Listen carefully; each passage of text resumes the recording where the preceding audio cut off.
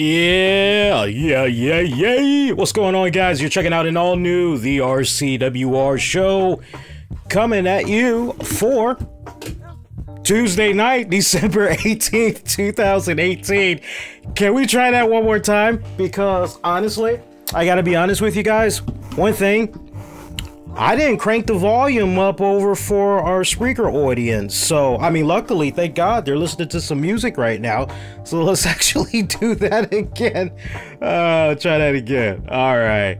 We're having fun tonight. Don't worry, guys. We're having fun tonight. Yeah, I mute myself. All right. 3, 2, 1.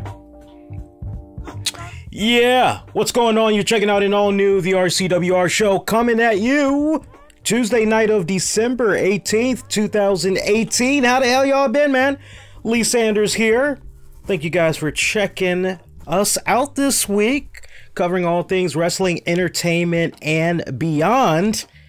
I don't know what's going on over here. It's been having a mind of its own the past 2 weeks. I'm not sure if I need to tighten things over there or what. Normally, I just move it, put my light in place, and I'm good to go. But for some reason, past 2 weeks now, that's 2 episodes now, it's had a mind of its own. Very fascinating what's going on over there.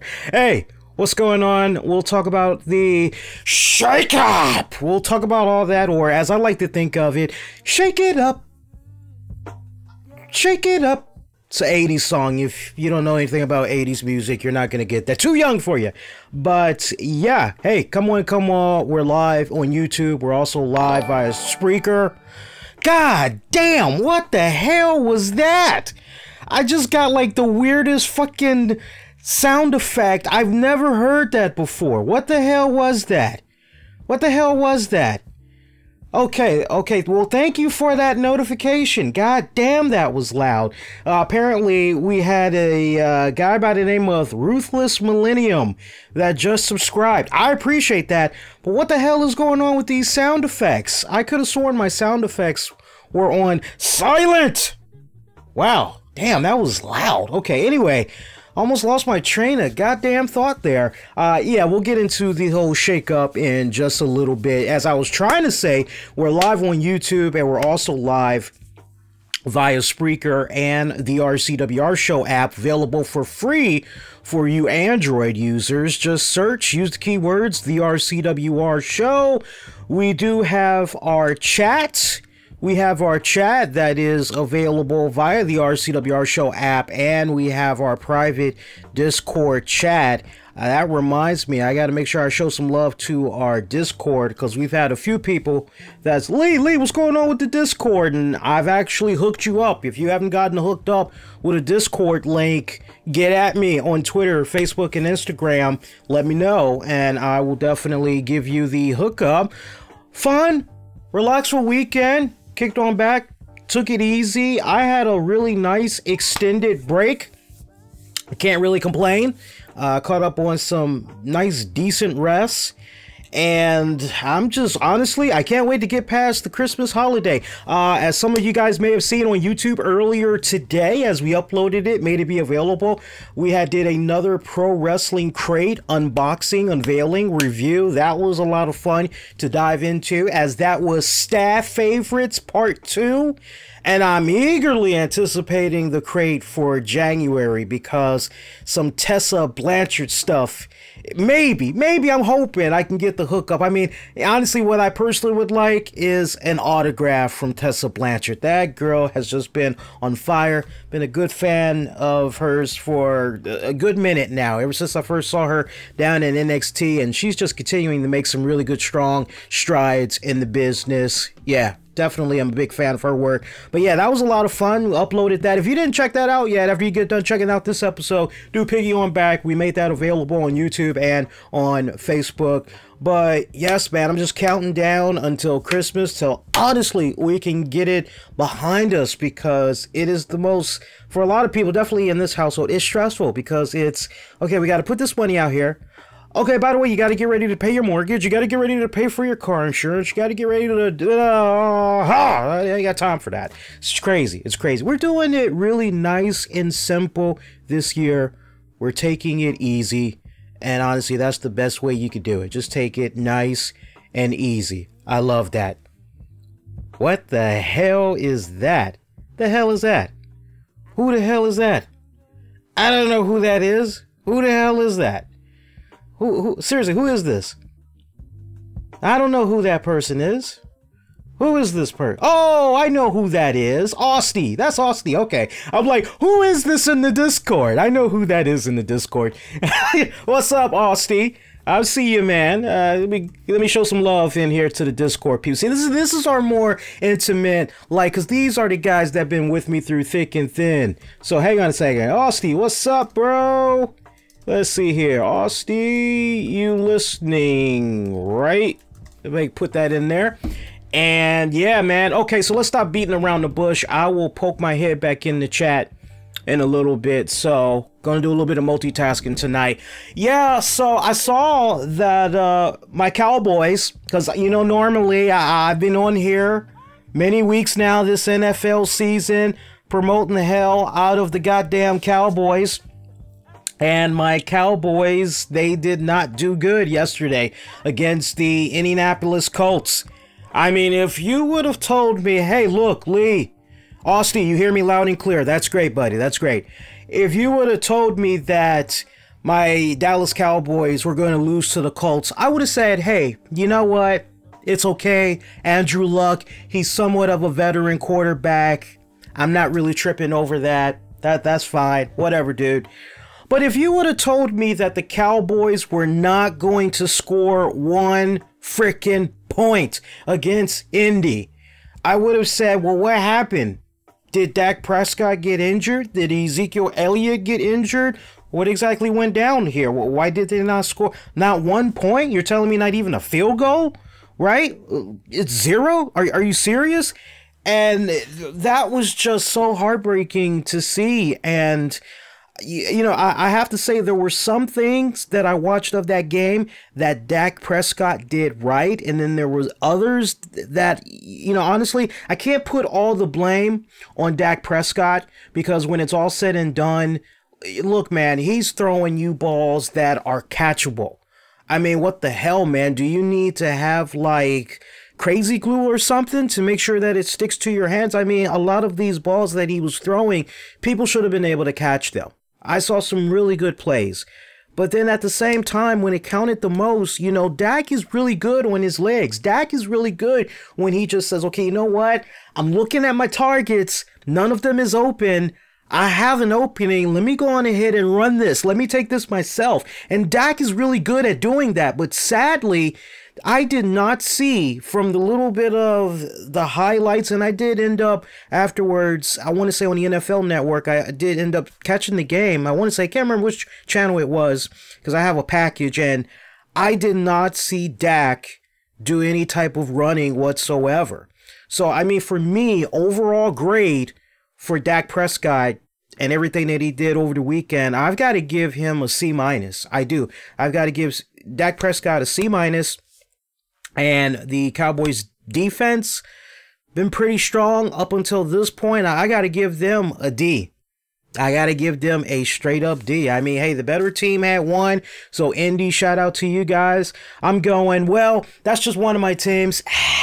What's going on with the Patriots? I know Tom Brady in the game. They're going to get this. Oh, yeah, they got this. Steelers. Yeah, that didn't go so good either. But you know what? That was... I thought it was going to come down to a field goal kick, quite honestly, and the low scoring game that was, Steelers getting that. But I love how all of social media and all the sportscasters and everybody, it's the end of Tom Brady. Tom Brady's getting old. Oh, Father Time finally catching up with Tom Brady. And it's like, I'm sorry, but I'm looking at all the quarterbacks in this 2018 to 19 season, and if I have to make a top 10 list when it comes to the top 5, I'm definitely taking Tom Brady. I'm taking Tom Brady just the way this season has been playing out. If I got to be realistic, right? All the teams that I follow, if I got to be realistic and just, okay, who would I take? In this order, I would take Patrick Mahomes. I would take Drew Brees. I would take I would take Baker Mayfield. Then I would take Tom Brady. Fifth, I would take Big Ben. In that order, I would take it. Now, some of you guys that may be Patriot fans, you may be saying, wait a minute, Lee, why you got Tom Brady? Wow, kind of, man, shouldn't he be in your top? Nah, I think what's kind of getting to me, I think age is catching up to Tom Brady. I really do. And he's been banged up a lot. You know, last season going into this season, he's been banged up a lot. And, you know, for me, I'm just not as confident as I used to be in Tom Brady. Now, when I say confident, I got to be delicate here, but let me just throw it out there. Just what I've seen of Tom Brady, it seems as though there used to be a time where you don't have Edelman, you don't have Gronk, that's no problem. Brady's all you got. But of the game that I saw over the weekend, I was looking at plays from Tom Brady where he's throwing the ball and there was no pressure on him whatsoever. And it just seemed like a lot of the throws that Brady was doing over the weekend, he was putting so much muscle into it. And I mean, he was damn near flipping himself when he was throwing these balls. And it's like, dude, you ain't got no pressure. Nobody's coming up to you. Why you got to throw it like your life is on the line? Like, seriously, just take it easy. And I compare how he's been playing so far to last season. And I mean, if I got to give him just a grade average, last season, I would give him A-. This season, I'd give him a B-. I mean, it doesn't get any more realistic and honest than me. I follow so many teams, so for me to give him a B-, right? So that's why when you kind of look at the order that I just named for the quarterbacks, I would want to go with to win me a game. And like, okay, I don't want you to just win me a game, but I want you to take me to the playoffs. And you know what? I want you to take me to the Super Bowl. In that order that I said it, you know, when you think as far as everything that I just laid down, including, okay, let's go to the Super Bowl. Those teams that I mentioned, I mean, for me, I'm not as confident now as I was a couple of weeks ago in Patriots going to the Super Bowl. I don't think it's happening. I'm not seeing it. I mean, we already know they're a lock for the playoffs. And I like how everybody was just like, oh, this is the first time since 2000, blah, blah, blah, that the Patriots haven't been able to clinch, you know, their consecutive years. And it's okay. And usually the more hungrier team. I mean, come on. Steelers, every single time, their record against the Patriots up until that game on Sunday, it was like 11-2 or some crazy number. And you're going, okay, yeah, the Steelers hear the talk. You don't think they hear the talk on sports podcasts, sports radio, all the cable shows? You don't think they hear all that talk? You don't think they hear that? You don't think they're taking that and saying, okay, we're going to use this as our fire. We're going to use that as the log to our fire, the logs to our fire, and make that bonfire burn. And that's going to be in our heart's desire when we go into this game against the Patriots. We're going to shut up. We're going to silence our critics. And that's exactly what the Patriots did. All right. So usually, come on, you guys that have been watching NFL for at least more than 5 years, you know this by now, that usually the more hungrier team, the more aggressive team is going to come out on top. And the Steelers did just that. I mean, look, I wouldn't be surprised if these two teams had locked it up again. Quite honestly, I would not.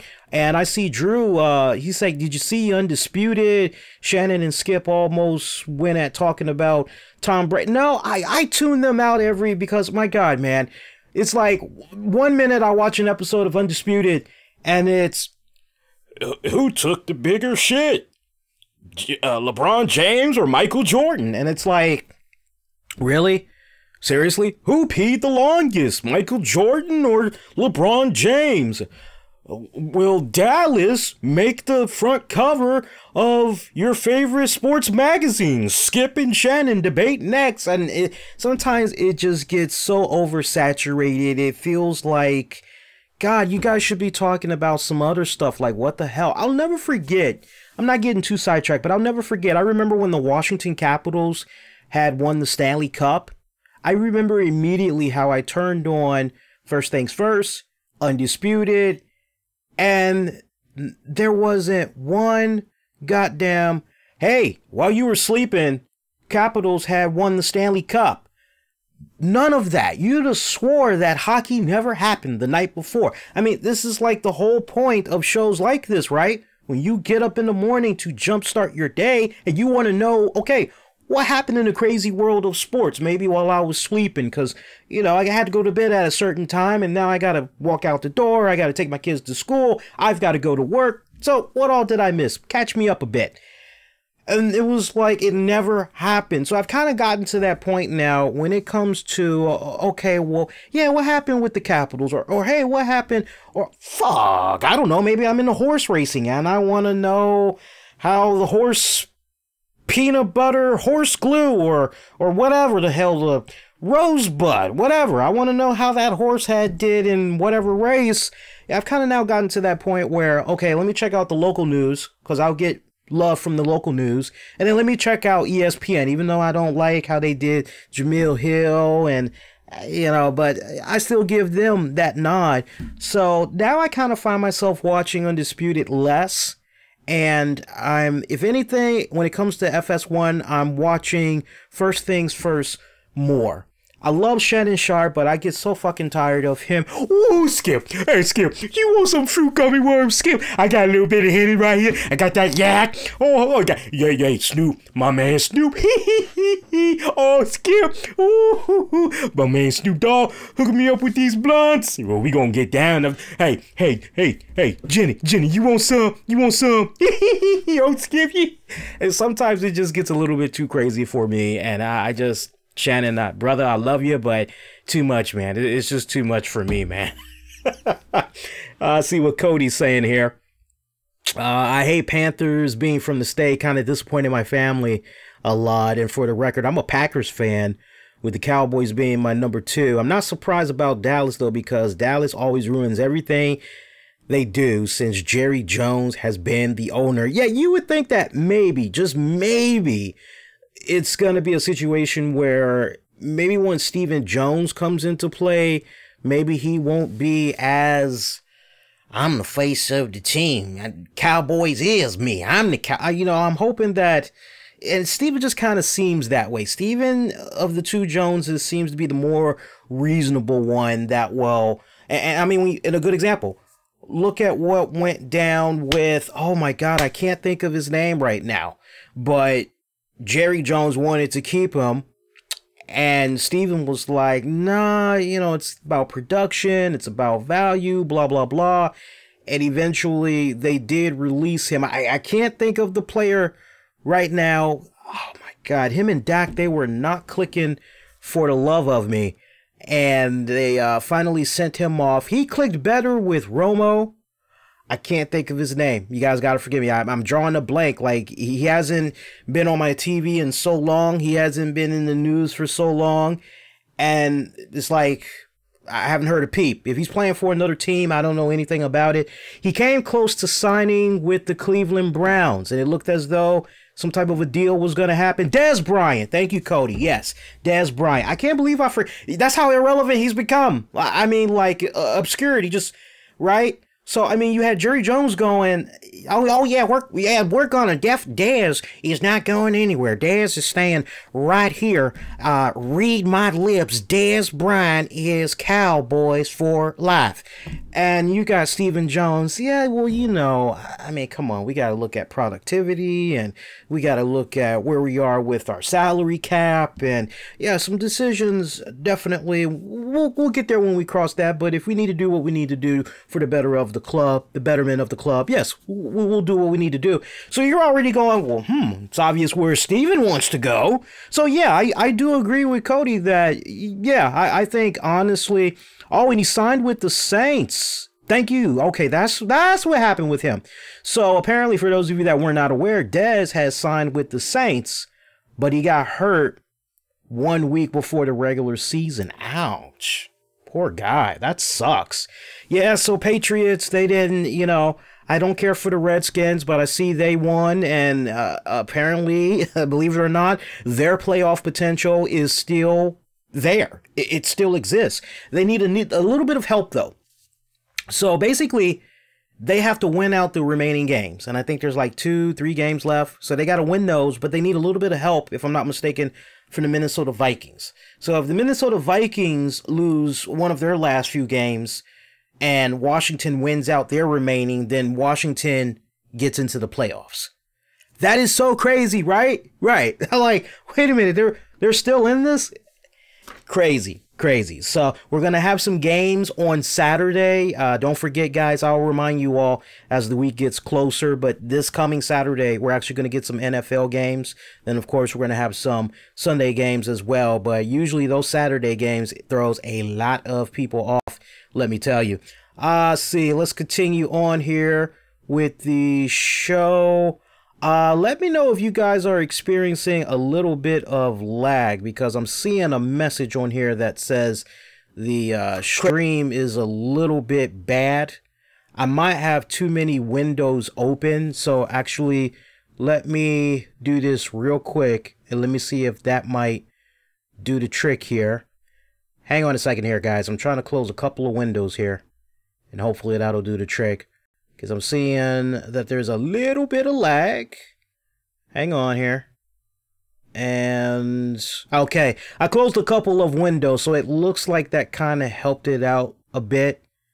So, while you guys are watching, if there's like some more lag, let me know.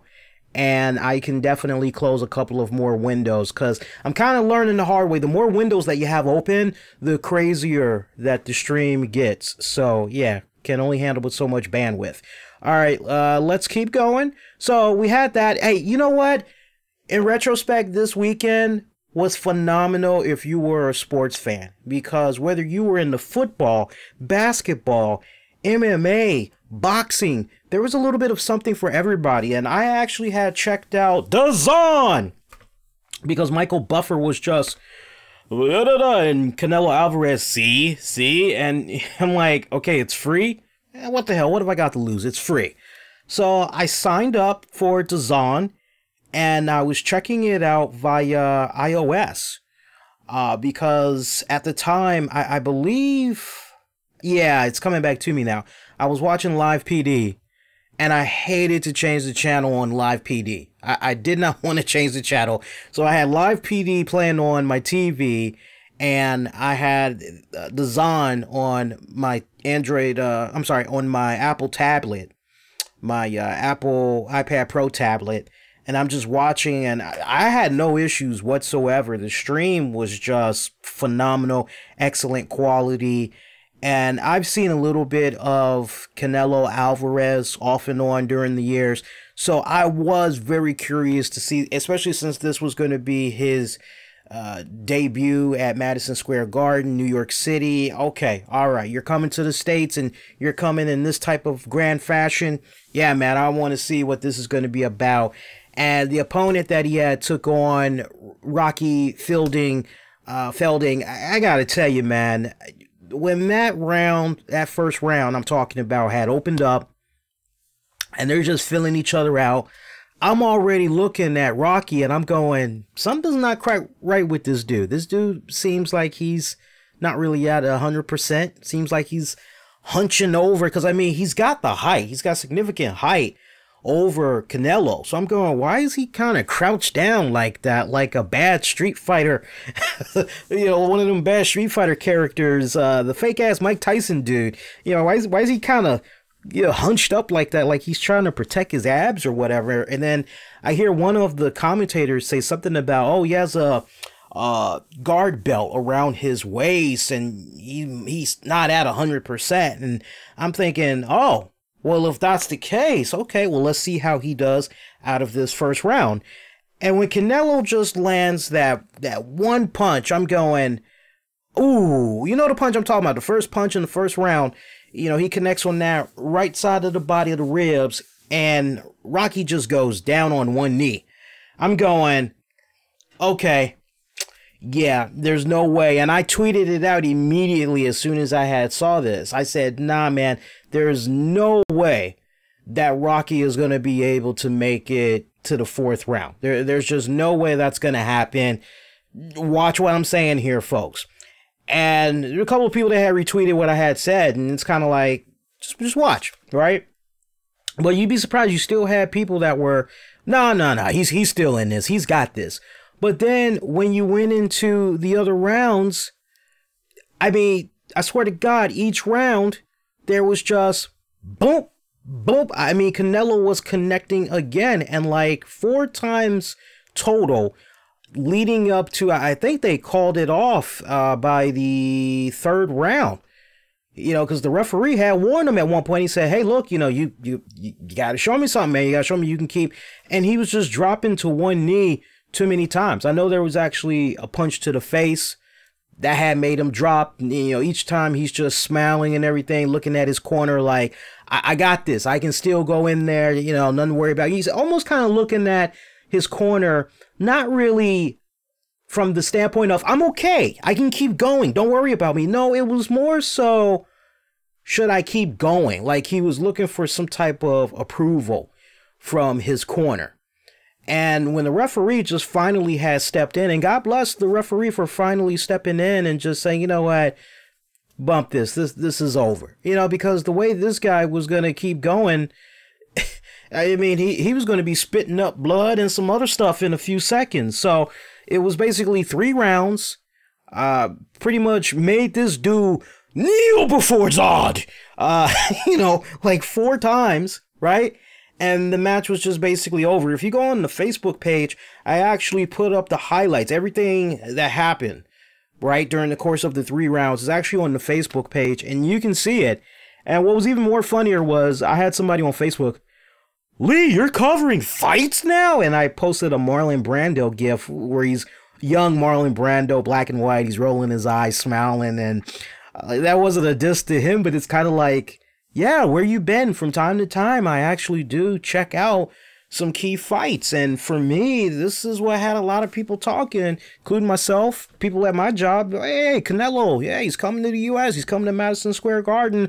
I mean, come on, free fight during a free month trial of DAZN? Like, why would you not check it out? I mean, seriously.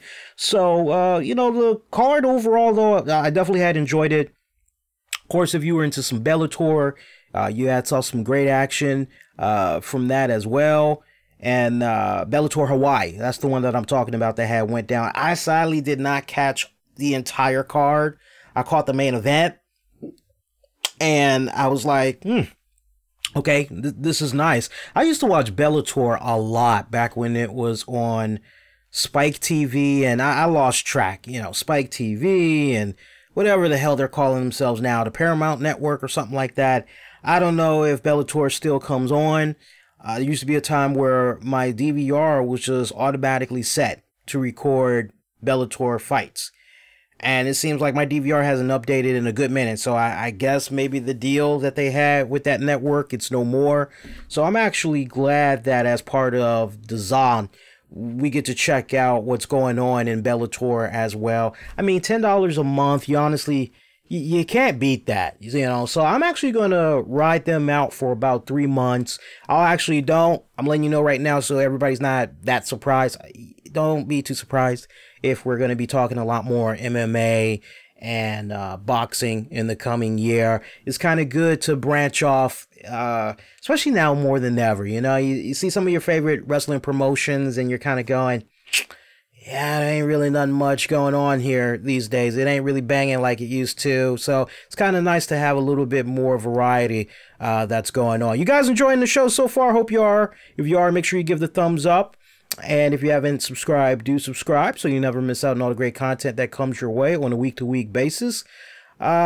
See, let's keep rolling, man. Let's keep rocking. Let's keep a rolling, rocking and a rolling and a rocking and a rolling. All right, let's keep it up.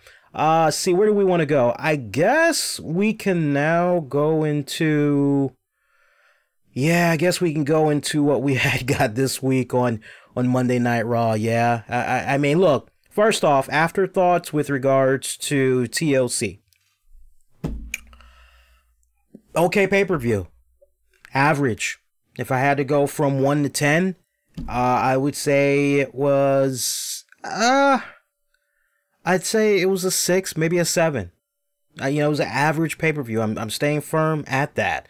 And we had the polling results, and I can actually go back and see where we are right now tonight as we're doing this broadcast for you guys. But last I had saw, it was like about 80% of folks had felt that the pay-per-view overall was rather good. At least over 80% had gave the pay-per-view an overall thumbs up. So I didn't put too many tweets out since last I was on the air. So we polled you guys on YouTube and we polled you guys on Twitter. And I'm looking right now at the results. Survey says, God damn, I got way too much time on my hands late at night when I have a hard time sleeping. I'm like looking at some trash talking I was doing online here. Okay, so where we are now, it's about this. Oh, wait a minute. No, that's for Raw. I want to see what happened with the pay-per-view. Hang on. God, I've really got to dig. I talk so much shit on Twitter, man. It's not even funny here. My God. I'm having a hard time digging this up. Because I usually like to come back a couple of days after the pay-per-view is over just to really come back one last time and see where everybody is.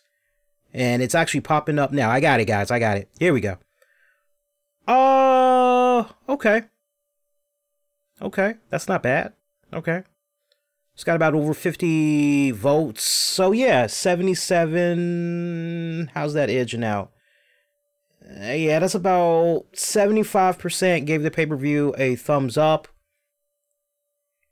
15% gave the pay-per-view a thumbs down.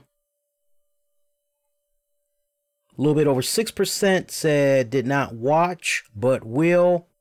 And 11% of people decided didn't watch it, skipping it. So, interesting results right there. And I saw what had came about on YouTube. I don't want to actually go back and load that up. So if somebody could do me a favor and actually, you know what? Yeah, Austin or Cody, if one of you guys could do me a favor and go over to the communities tab and let me know the results. I didn't put anything else out except for that poll. If I'm trying to think, yeah, the poll should have been the last thing I had did. Let me know what the YouTube results are in the poll. I'd appreciate that. But yeah, it was an average pay-per-view, you know, but you're going into Monday Night Raw and you're saying, okay, so what exactly are we going to get here? Is it going to be a situation where Vince McMahon is going to be coming out and yes, we're going to be saying goodbye to Baron Corbin, but is this going to be a situation where this is straight from the heart, no doubt, you know that song, My Love Will Never Die, you know, that song, you know, I love that song. Don't ask me to sing the high note because I'd make my dog bark at me to basically say shut up. You know, but no, I'm seriously, all joking aside, I'm expecting Vince McMahon to come out. Hey, look, straight from the heart. You know, we appreciate you guys. You have no idea. I know sometimes we have a funny way of showing it to you guys. Sometimes you guys feel as though we're not listening, that, you know, we don't care about what you want, what you like. But look, you let your voices be heard. You know, this show that I helped create, you know, generations of McMahon family have helped build this company, and what I've been able to do with Raw and what I've been able to do with SmackDown. I mean, looking at what's been happening with Raw these past several weeks, you guys are letting your voices be heard. And I just want to say, as really the face of the company, I apologize. I apologize to every single one of you in attendance. I apologize to every single one of you that are at home that have been tuning out. To that, I say, please give us another opportunity to win you back over. You know, we're not asking for it overnight. We need you to give us time. But I promise you all that if you give me and the hardworking talent that comes into this ring every single night, every single week to perform for you, if you give our creative team the opportunity, you know, we promise that we will do everything in our power, starting from this night, going forward, to give you the better product that you rightfully deserve. We may not be able to go back to the days of the Attitude Era, especially in this era that we're in right now, where things can be a bit too PG, where things could be a bit too extreme for some, and it warrants the social justice warriors, as the WWE Universe dub them, put it back on them, right? Give that connection out there. Self-accountability. It's something that we've talked about on this show from time to time. The self-accountability in wrestling. And here was that opportunity. And I told you guys at least an hour before Raw came on. I had put out a post, put it all throughout social media, and let me actually go back and reread this to you guys, right? Because this was very, very critical, what I had said. And I hate to tell you all, I told you so. But I had said about an hour before Raw came on, and I quote, "Remember what I said last night, folks." And I said this last night, I said it Sunday night, rather, on the TLC after show. I said, "Remember what I said last night, folks. When Raw ratings get bad, WWE breaks the glass to use Vince McMahon to shake things up. Don't say I told you so if no real change comes tonight as far as writing and booking, because a few superstar call-ups or a draft means nothing." And shout out to Billy via Facebook. "I won't be wetting myself over another draft. No matter how much they try to hype it up, it won't change anything. Richard, true. Laugh out loud."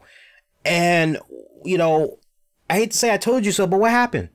So we get Vince McMahon. He comes on out there with the power strut, just walking down there. He got his wannabe little George Jefferson walk down the ramp into the ring, and everybody in attendance. Oh, it's Vince McMahon. Oh, glorious! Everybody's so excited. He's our white knight in shining armor. Oh, Vince McMahon is. Oh, we've been missing you so much. I've been holding so long, 'cause I miss you. Rolling Stones. So, he gets in that ring, and everybody's just eating this up. They're licking it up. Just eating it up. And the Stephanie McMahon comes out. Oh, wow, Steph is out here.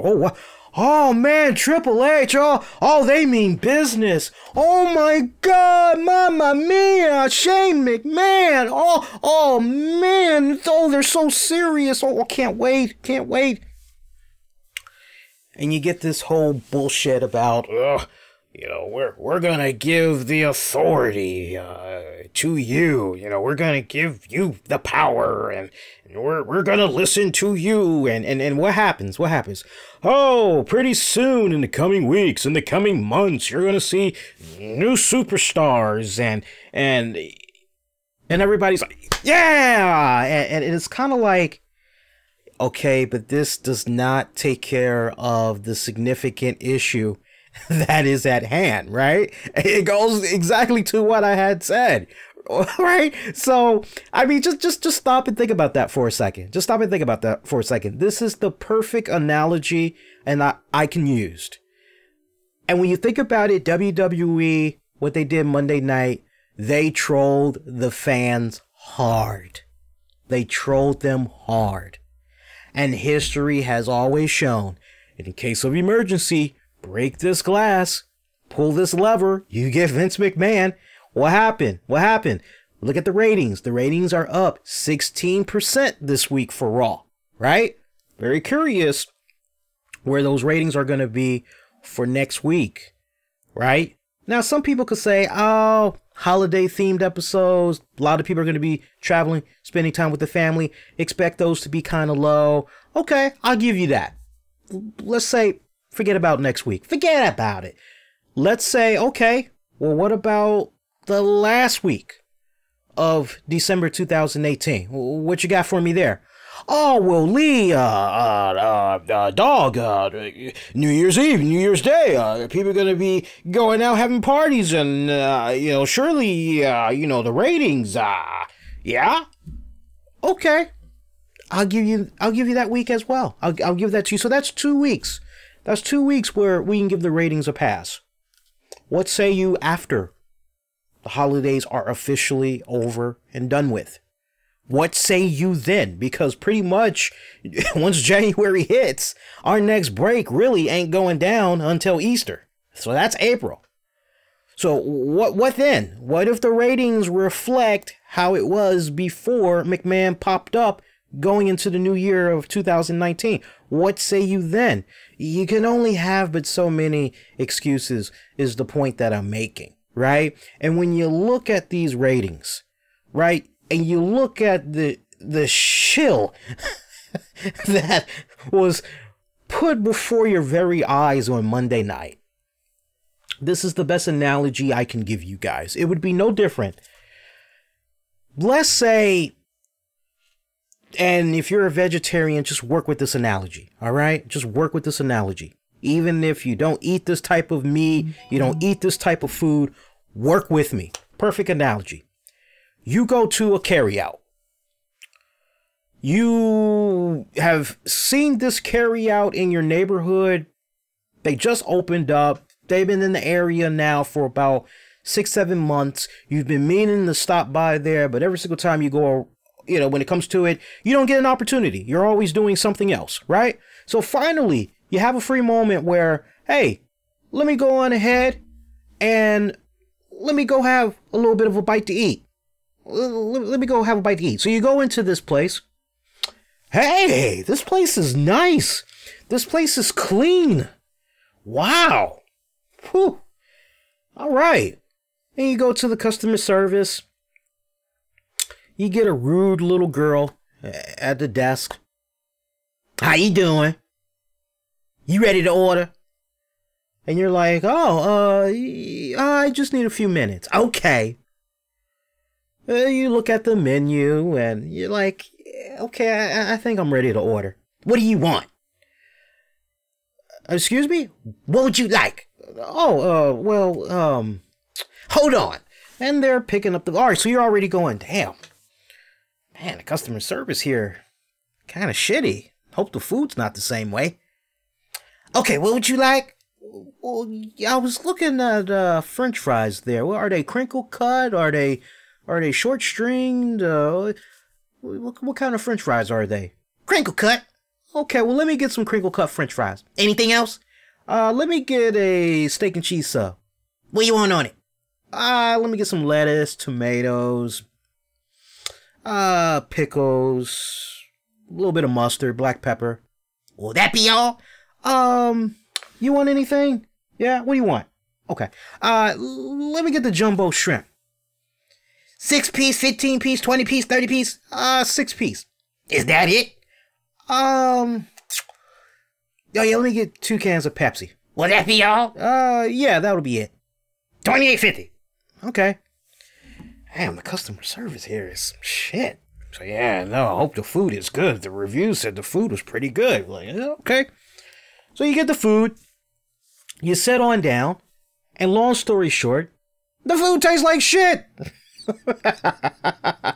So you go, you spread the word on social media, you go to your Yelp, you go to your Googles and Yahoo and all that shit, and you let all your friends and coworkers know, hey man, the customer service over here, well look, I wasn't already going to go back because of the service I was getting. I really should have stopped, but I heard so many things about the food, I thought I'd give them a shot. But on top of the customer service being shitty, the food's shitty as well. So just imagine, over the course of a few months, people have those same sentiments as you, right? And what started off as, just collectively, when you look up their Yelp, their Google, their Yahoo, and all that shit, when you just collectively, instead of it now being, well, out of 5 stars, it's a 4.5. Now it's creeped on down to 2.5 out of 5.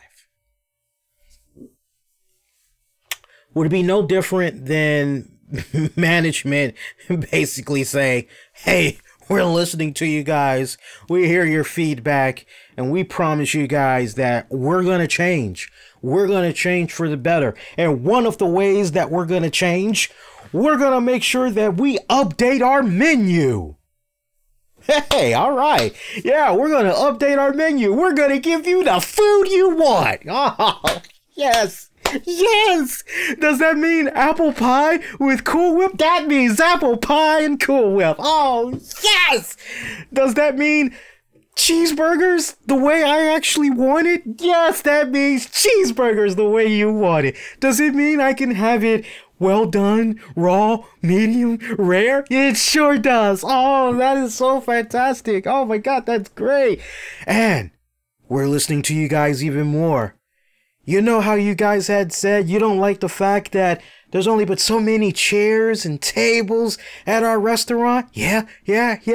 Well, we're going to do a little bit of renovation. We're going to open up even more space. And we're going to make sure that if you want to sit down and enjoy that food, you can do so. Oh, yes. We're going to give you guys coupon discounts. Oh, yay. When you have a birthday, guess what? What?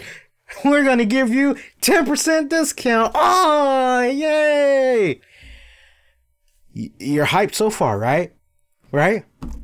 Hey, we're going to have more people that'll answer the phone and take your order. Oh, but guess what? You still got rude ass motherfuckers behind the counter. What do you want? Answering the phone. Is that it? Okay. You've still got shitty ass food. Remember, they said they were going to expand the menu. Any way you want it, right? All right. Your burgers, right? Apple pie, Cool Whip. Ooh, yummy, right? Ribs, short tip, long tip, all the kind of foods you want. They're going to have it, right? Tasty, but it's all still shitty. The customer service is still shitty. The food is still shitty. It's just now a situation where they're trying to play kiss up to you, where they're trying to do anything in their power to get you to come to the door so that you will continue to do business with them. It would be no different than what we've heard you all. And management is going to be changing here. And we're sorry that we let you down, but we hope that you give our new team, our new management an opportunity to win you back over. We're very sorry for disappointing you in our neighborhood and the community. It'd be no different than somebody basically saying, hey, Nadim, you being my brother and all, and you're done with college, why don't you come and take over the restaurant? I'm very tired, and, honestly, I need a break. We just say no management, try to get more people to come in. Stupid Americans, they hey, kids eat free, they come in, okay? I mean, that's basically what you got Monday night. You got jerked off really good. Right? You got bamboozled. You got shit. You got trolled. You got, what's that WWE show on the network? Swerved? You got swerved. You got served. You got swerved. Right? So, it's sad. But I can look at positives that had came from this week in WWE programming overall. I can definitely look at it that way. And shout out to my guys on Discord. So, going back to TLC on our YouTube's community tab, 74% of you had gave the TLC pay-per-view a thumbs up. 10% of you gave it a thumbs down. 7% of you didn't watch, and 10% just skipping it altogether. So break that down one more time. 74% thumbs up, 10% thumbs down, 7% did not watch but will, 10% skipping it. Not even bothering checking it out. So numbers are still pretty much the same as it were just a couple of nights ago. I did say there was a couple of bright spots from Raw. And, look, the call-ups. There is a part of me that is excited for some of these call-ups that's going to be happening. So we've got coming soon, Lars Sullivan, which we've known about for a couple of weeks now. We've got Heavy Machinery. I've seen a bit of their stuff. I'm actually pretty excited for them. Nikki Cross, we've seen her before. Crowd has reacted pretty well to her over on SmackDown. I hope she actually goes over to SmackDown. EC3. And on a side note, EC3, I said this online, and I still I'm chuckling in my mind as I am just envisioning it right now. So like, as we were getting these promos for these talents coming soon, right?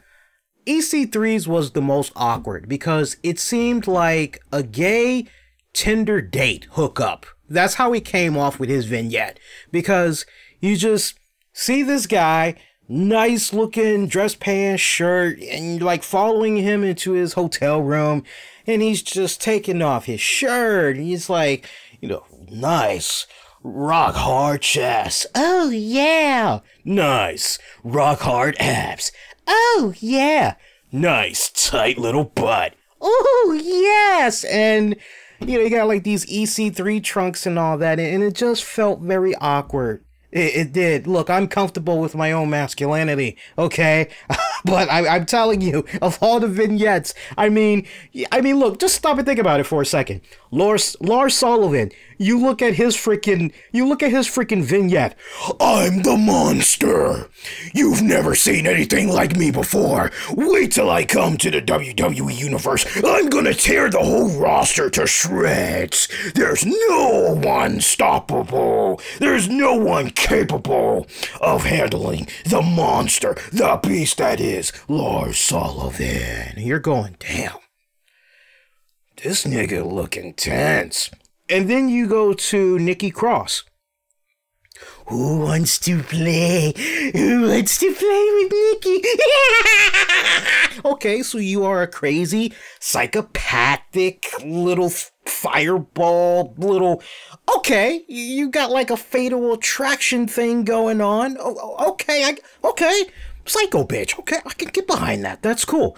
Heavy machinery. Man, these two dudes, these are some two big, heavy-duty looking motherfuckers.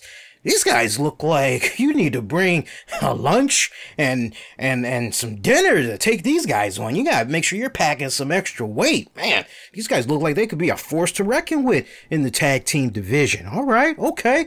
All right, cool. Hey, Sami Zayn's coming back. Awesome. The Kevin Owens show is coming back. Oh, miss Kevin Owens. That's great. Lacey Evans.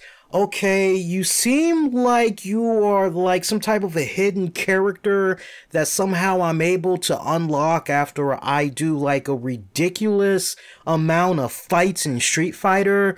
I don't know if maybe I need to like beat the game with just one continue and never lose and defeat M. Bison flawlessly. I don't know, like, is that how I unlock Lacey Evans? Like, she seems like one of those type of characters, a crossbreed between Street Fighter and Peggy Carter.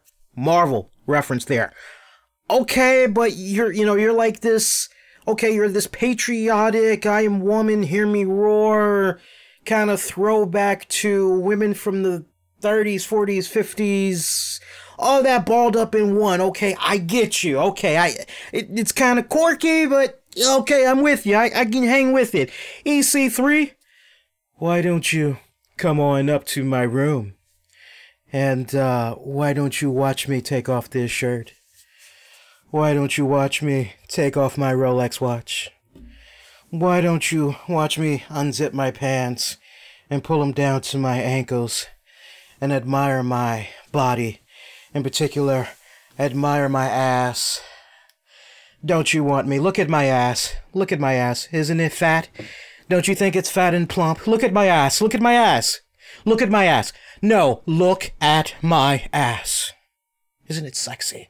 That was basically what I got from EC3's package. And I fucking love EC3. Don't get it twisted. I love EC3. I've been a fan of EC3 since he was fucking Derek Bateman. I said, man, there's a kid, I smell fucking money. And other people were like, I don't quite. I said, no, he just needs a haircut. But that guy, I smell money. And when he got released, I'm going, it ain't gonna last that long. It ain't gonna last that long. Somebody's gonna pick him up. He's gonna thrive. And sure enough, Impact Wrestling picked him up. Ethan Carter III. I mean, the way that Impact Wrestling had booked him in the early days, I ate it up. I ate that shit up. It was brilliant, the run that they had him on. If there was ever one flaw in the way Impact Wrestling had utilized Ethan Carter, and everybody will remember this because I was on this show. Yes, Austin, look at my ass. Look at it. It's plump. It's juicy. Don't you want to bite my ass? I mean, that was basically the Ethan Carter vignette. Don't believe me? Go back and watch it. That literally was the fucking vignette. It literally fucking was. But no, you know, look, I was on this very show when Ethan Carter, the one blemish that Impact Wrestling had when utilizing Ethan Carter III properly. And I remember ripping Impact Wrestling for this and the management that was at play at that time. Everybody remember when it was Ethan Carter fighting Matt Hardy over the TNA title? And remember when they were getting ready to leave Destination America, if I'm not mistaken, and they were getting ready to go to Pop TV, if I remember my timeline right. And if I'm incorrect, please correct me while I'm live on the air, because that's important. But if I remember the timeline correctly, it should have been a situation where Ethan Carter should have retained the title going into Pop TV. It should have been a situation where Ethan Carter just continued to hold on to that title. But instead, what they did, I mean, it was stupid. It was very stupid. I remember Matt Hardy won the title, and then Ethan Carter threatened to sue Impact Wrestling, and basically he was like, by the time I'm done, I'm going to own this company. And so you had like this limbo situation thing that was going on, and you're like, wait, what the hell? Well, wait, what's going on here? And if I kind of remember it right, the way it was resolved was Matt Hardy had relinquished the Impact Wrestling title. If my timeline is incorrect, I mean, I got to put the challenge to those of you listening in the Discord chat. Is my timeline accurate? Because if not, then if somebody could do the research real quick, I definitely would appreciate that. Because, you know, it's a couple of years we're talking here, right? But I thought that was one of the most, wait a minute, no. Ride him. You're building him up. You've built him up this long. Ride him out going to the new network. Ride him out. Let him be the champion going into the new network. Makes a lot of fucking sense. And him, Matt Hardy, they're involved in this white hot feud. Yeah, continue to go there. Just keep at it. And just from that, it was kind of like, okay, this is kind of like the beginning of the end. Whatever, you know, EC3 is going to be rolling out. And sure enough, he was done. He was done. So, good question in the chat. So, is EC3 going to get the Lashley treatment? Oh, as far as the look at my ass goes, with vignettes like that, hell yeah. All right, hell yeah. But, no, seriously, putting the silly, wacky vignettes to the side, I do feel that EC3, he's going to thrive. I think he's really, really going to thrive on the main roster. If you ask me, you know, where should he go? Like which brand should he go to? I think with what Daniel Bryan is doing right now on SmackDown, as far as having a main heel antagonist, Daniel Bryan's doing a phenomenal job. Cien Almas, they need to go back, WWE that is, creative, they need to go back to the well. And I liked how they were building him up with Zelina Vega. They got to continue to make that investment into that. As we heard on SmackDown tonight, Mustafa Ali, he's now part of the SmackDown roster. And we saw a great, phenomenal, no pun intended, tag match that he had as he teamed up with AJ Styles to take on Daniel Bryan and, oh, God, who was the other guy that, I can't remember the tag team match now. It was Daniel Bryan, and I can't remember his partner now. Took on Mustafa Ali and AJ Styles. I can't quite picture, but I remember the way SmackDown ended tonight. It was Mustafa Ali pinning Daniel Bryan once again. So you're like, wow, What a great way that they're building up this young kid on the roster. Oh, it was Cien Almas. I thought it was Cien Almas, Austin. I wasn't quite sure. I was like, yeah, so I mean, but they got to go back and they got to make sure that they're building up Cien Almas properly. I know he's kind of a small guy, but he speaks English very fluently. And, you know, I like that guy. I really do. I'm a tremendous fan of his work, as well as Zelina Vega. They got to make sure that they continue to build them up. I don't think EC3 is needed on the SmackDown roster at this time. I think Raw needs the help that it can get as far as main antagonists go. I mean, not to mention, we still got Samoa Joe over there on SmackDown anyway. I think EC3 as a heel antagonist would thrive better on the Raw brand, because we can admit the Dean Ambrose experiment, it just is not working out, right? And you know, it's sad. It's sad.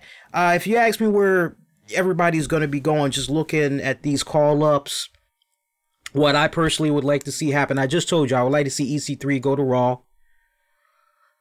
I think Heavy Machinery should go to... I think Heavy Machinery should go to Raw. Nikki Cross, keep her on SmackDown. Sami Zayn, have him on Raw. Kevin Owens, put him on SmackDown. That's how I would honestly do that. Because then you can easily eventually have Kevin Owens become another main antagonist as well. So, Lacey Evans...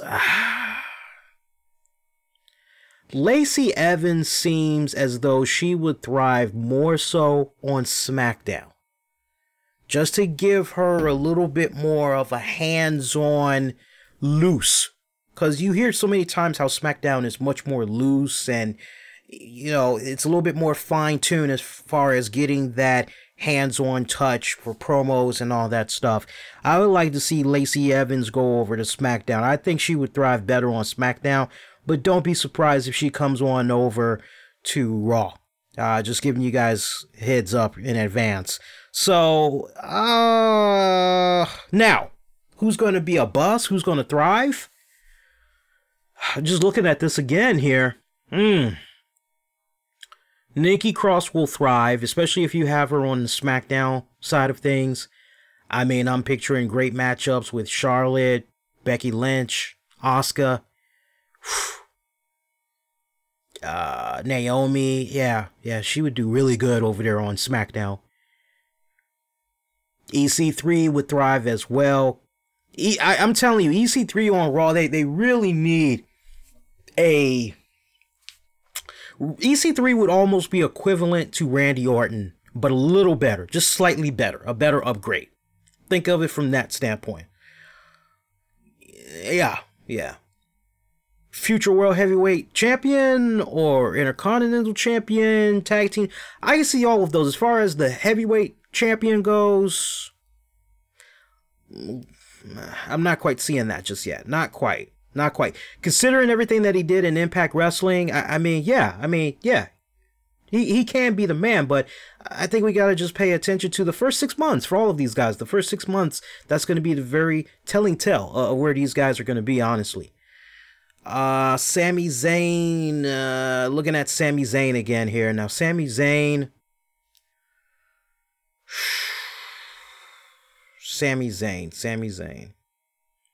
I said Sami Zayn on Raw, didn't I? Yeah, pretty sure I said that. Sami Zayn on Raw. Sami Zayn is a wild card. He's a wild card.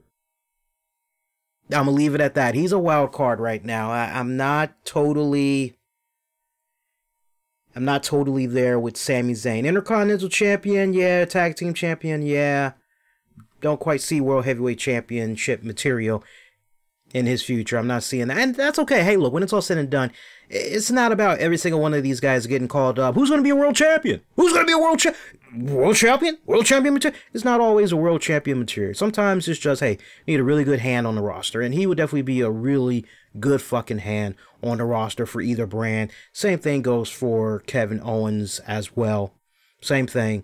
By the way, I love women's wrestling, but my God, man, what we got on Monday night, 40 minutes at least of a woman gauntlet match. That's how we're going to close out the show. You know, and look, I love Natty. I love Natty. I've always appreciated her contributions to the business. Natty's actually one of my Twitter buddies. And, you know, every once in a blue moon, and, you know, I don't try to hit her up like that, but once in a blue moon, you know, I say hello or, you know, hey, that was a great match, blah, blah, blah. I'm sure maybe to a certain extent, if you were to have a off-the-record conversation with Natty, I would like to believe that Natty may be among the first to say, hey, look, as far as this program that's going on right now between me and Rhonda, it kind of feels as though, especially with everything that went down with the passing of my dad, it kind of feels as though the boat has been kind of missed just a little bit. It does feel like the timing has kind of somewhat passed. But we're going to ride this out. It's going to be a great program. Looking forward to it. I'm sure she would admit that to a degree, because it all just feels like the timing of this is off. It really does feel that way. I mean, we all remember shortly after Eddie Guerrero had died, how Rey Mysterio just, you know, and it really would not be until a couple of years after the fact, when you do a little bit of revisionist history, you go, well, hey, if it wasn't for Eddie Guerrero passing, would Rey Mysterio ever have become a world heavyweight champion? Would that opportunity ever have presented itself? And you can almost kind of go, well, that's speculation, but the way things were kind of aligning there, kind of hard to say. Maybe not. Maybe not. But we'll never know. But one thing's for certain, when he died, there was Rey Mysterio, right? So, and it wasn't like, oh, a year later and boom, Rey Mysterio is a... No, it didn't go down like that. So, they let a significant amount of time pass for Natty. And I get, you know, hey, look, Natty wants to make her funeral arrangements, spend time with the family, and all right, so she had just a couple of weeks off. But she was back on TV in no time, and they didn't, you know, okay, well, if she's back, she wants to work. Man, we've got the audience by the balls. Why not go on ahead and go into this program, all right? And for me, I just don't understand why creative would drop the ball like that, because just as fast as you can capitalize on Dean Ambrose turning on Seth Rollins, the same episode that Roman Reigns reveals that his leukemia has come back and he's got to step away for another fight for his life. And everybody's going, oh my God, that is so tasteless. WWE, what are you doing? That is tasteless. That is disgusting. Oh my God.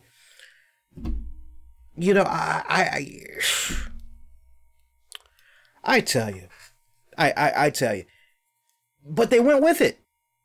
So WWE's logic is, look, this is, we can build off of this. We got a story arc here. But for whatever respected reasons, Natty comes back like, you know, basically 2 weeks later, she's doing matches here and there. And it's like, okay, why not build? Why not go there? Whatever. All right, that's the WWE logic for you. That is. But Natty had won an 8-man gauntlet match. Some of your participants that were involved in that one, we had saw Bayley. Bayley was on a hot streak there. Bayley had defeated Dana Brooke. Followed up, hang on. She defeated Alicia Fox. Then she defeated Dana Brooke. She ended up losing to Mickie James. Mickie James would lose to Amber Moon. Moon would lose to Natty. Then Ruby Riott came out. Ruby would lose to Natty. And then your final match of the gauntlet, Natty had took on Sasha Banks. So, You know, it should be a good episode for Raw next week. I'm hearing that's supposed to be taped, as well as SmackDown. Paul Heyman is going to be on Raw next week to wish everybody happy holidays. Also going to put over Brock Lesnar, no shit. Also, you know, you want to talk about self-accountability and we hear you, the fans. Okay, well, if there was ever a fucking time to talk about Brock Lesnar being the champion, if there was ever a time to say, hey, we hear what you guys are talking about with regards to the WWE Universal Championship, and we promise you guys that we are going to do our very best to make sure that Brock Lesnar, the current Universal Champion's presence, is more felt on the Raw brand. You know, and it just goes back to what I've been saying off and on for a couple of years now, that Brock Lesnar has held on to a title.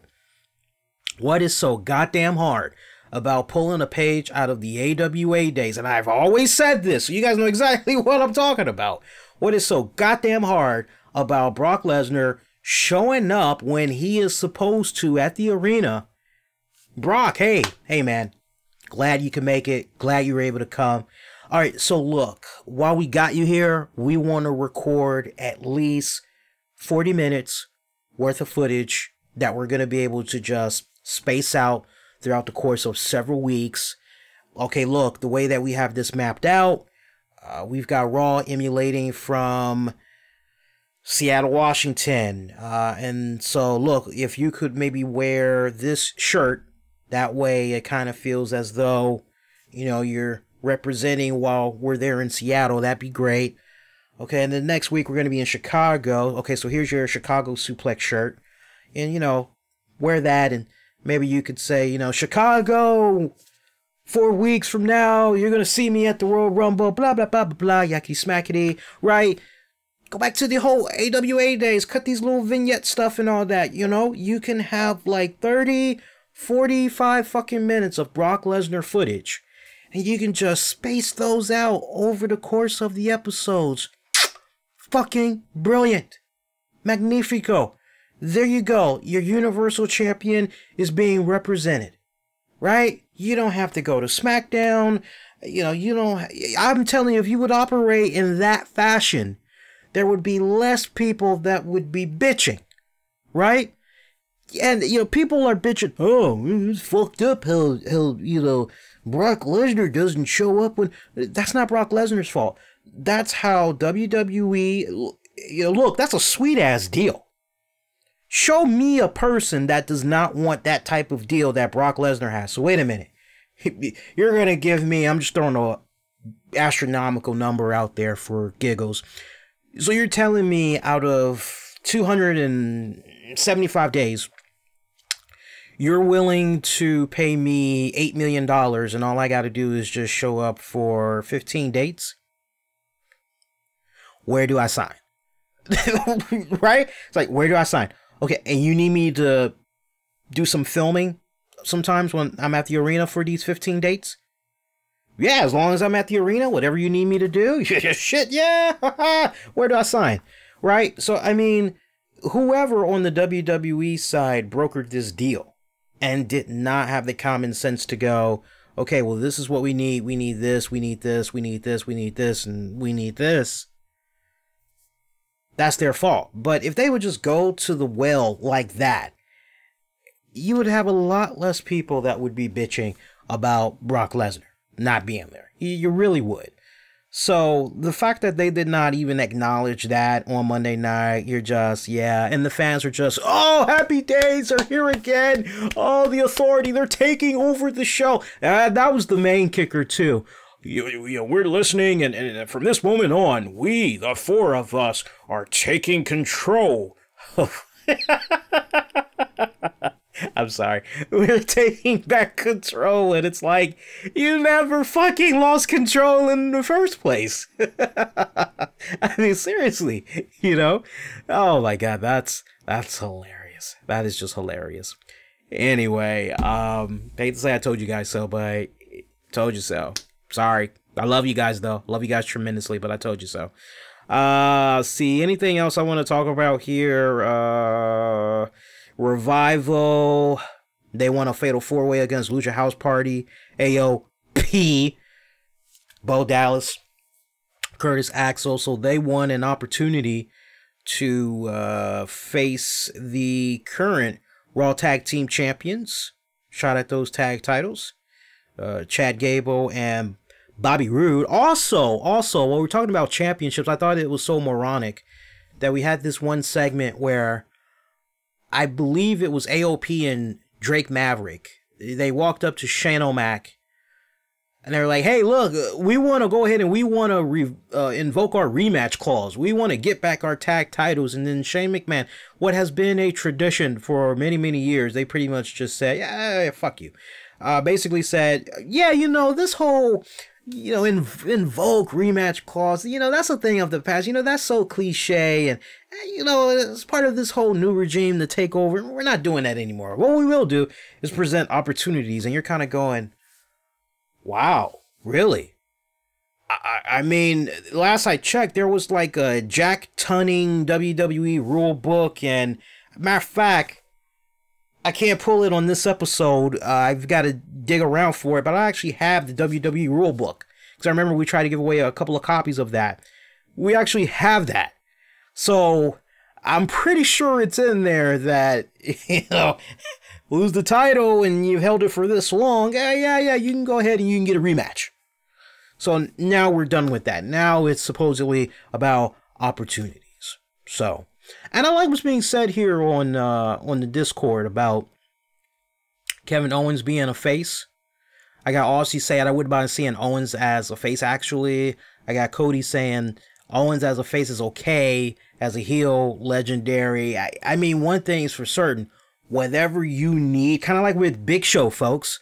I know he got trashed a lot. Face, heel, face, heel, face, heel, face, heel. But whatever is needed for the roster to fit at that moment, especially with regards to, okay, what talents are you trying to elevate?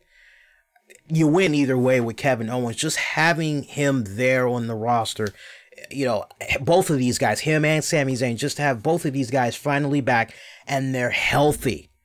I mean, it's a great addition because look, when it's all said and done, these are some significant growing pains that the WWE roster is going through right now. You ain't got, to a degree, Braun Strowman. You ain't got Roman Reigns, possibly. I'm not jinxing him. I wish him a speedy recovery. Recovery first, and wrestling career an afterthought. Family first, your health, and then think about your wrestling career and all that, right? But if he can come back, that's great. But you got Roman Reigns, he's out. We've had Sammy out. We've had Kevin Owens out, right? Off and on, we had Samoa Joe. He was out. So it's going to be a great when you just fast forward about 3 months from now that we're going to have these guys back in action and everything. What's going on with Mustafa Ali as far as how far do I see him going? Well, it's obvious that Upper Brass love what he's been doing in 205, and the fact that he's been getting this rub the past 2 weeks off of Daniel Bryan, that is a very, very good telling sign. The fans are for Mustafa Ali. He's got great in-ring entrance, great presence. If anything, what I've noticed in this modern day and age in the realm of WWE, it's really all about connection, right? And I gotta credit Vince Russo. He's been talking about this a lot more, and I definitely would have to agree with him as someone that's been watching wrestling for a couple of decades now, since the 80s. The connection that you think these wrestlers would have with their fan bases is not so much there, and if I had one critique so far about Mustafa Ali that I would like to see WWE really capitalize on, you see how AJ Styles, and when I talk about connection, yeah, you've got the cheers and everything, but when that talent is in that ring and they're talking to the audience, it's one thing to talk through the audience, but it's another to talk to the members of the audience like, hey, you're my friends, you're in this fight with me, and, this is just my fight. This is our fight. You know, when you get them involved like that, when you're talking to them, right? Not through them, you know, it's not about the hard camera. That's the whole thing. It's not, don't keep coming out there. All right, where's the light? Da, da, da, da, da, da, da, da, da. I challenge you. You know, because when you really stop and you break it down, that's a lot of what we've been seeing today. It's like, you know, everybody's just coming out. You either get an instant Acme feud that happens backstage, somebody bumps into somebody else, and then, there's a fight. Okay, that's a match. You know, or somebody comes out to the ring, beep, beep, beep, beep, beep, beep, beep, beep, and somebody comes out. Okay, that's a fight. You need to see a little bit more of that fan connection, right? And I think with Mustafa Ali, that's probably the only thing. I mean, decent promos, but now they've got to do a much better job, I feel, for just everybody, just across the board. They got to do a really better job in making these talents connect more with the audience. You know, the audience wants to feel as though they are a part of the show. They want to feel like they are a part of that wrestler, right? And when it's just a situation where somebody is coming out and I'm going to walk right down to this ring, I'm going to cut this promo, and then I'm going to have my match. You know, when fans can tell.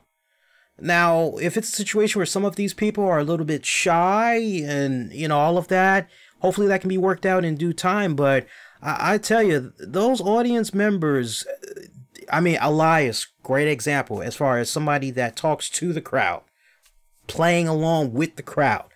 He's good at that. Seth Rollins is another one, when he started off on the main roster, no. And I think I'm sure he would admit it was a confidence thing, finding his groove, finding his swag. Now he's getting to that point. Rusev is another one that has really been stepping it up within recent months. I was very impressed with what he did tonight, That's what I'm talking about. AJ Styles. Daniel Bryan. Daniel Bryan is showing how you fucking do it, and it is revigorating. It is very refreshing to see what he's doing right now in the WWE. That's what I'm talking about. Don't just go out, it's not about going down to that ramp, hard camera, blah, blah, blah, blah, blah, memorize. It's not about that.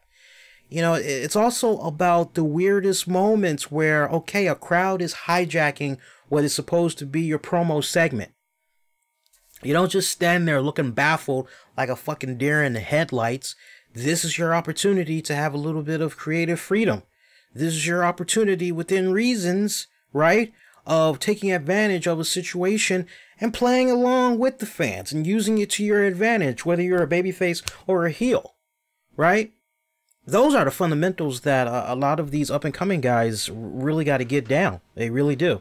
Cody, here's my only problem with Ali. He's stuck in the WWE version of the friend zone, and I wish it wasn't that way, but it is. Well, I tell you what, on paper, it looks as though WWE is trying to say, hey, look, we're going to build this young kid and Mustafa Ali up because him taking on Daniel Bryan would be fucking phenomenal. And I tell you what, if that is the path that WWE wants to take with Mustafa Ali, and eventually it's a pay-per-view match for the WWE Championship against Daniel Bryan, you know what? If it's me booking SmackDown, go there.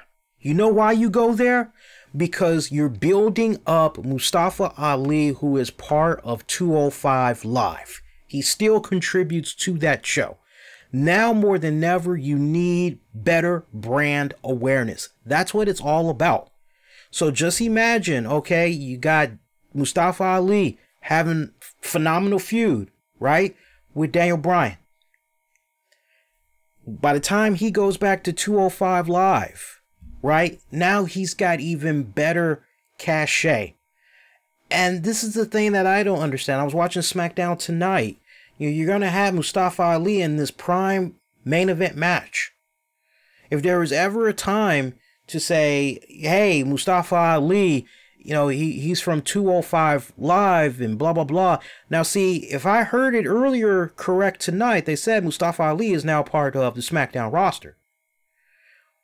When the way that things should have been promoted is, hey guys, if you really love Mustafa Ali, and got to tell you, this guy has been on the road. You know, you appreciate him and you love what he's doing in this main event match so far.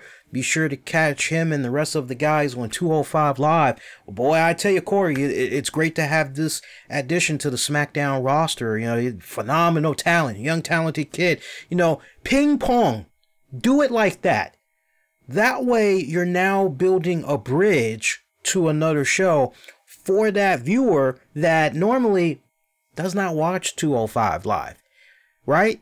Same thing that you can say with regards to Lacey Evans. I'm sure that there were a lot of people going, who? Why should I care? Oh, she's from NXT. Well, I don't watch NXT, so why should I give a damn? That's not how you do it. Look at the formula that they did when they went with Cien Almas and Zelina Vega, where they randomly had appeared on SmackDown.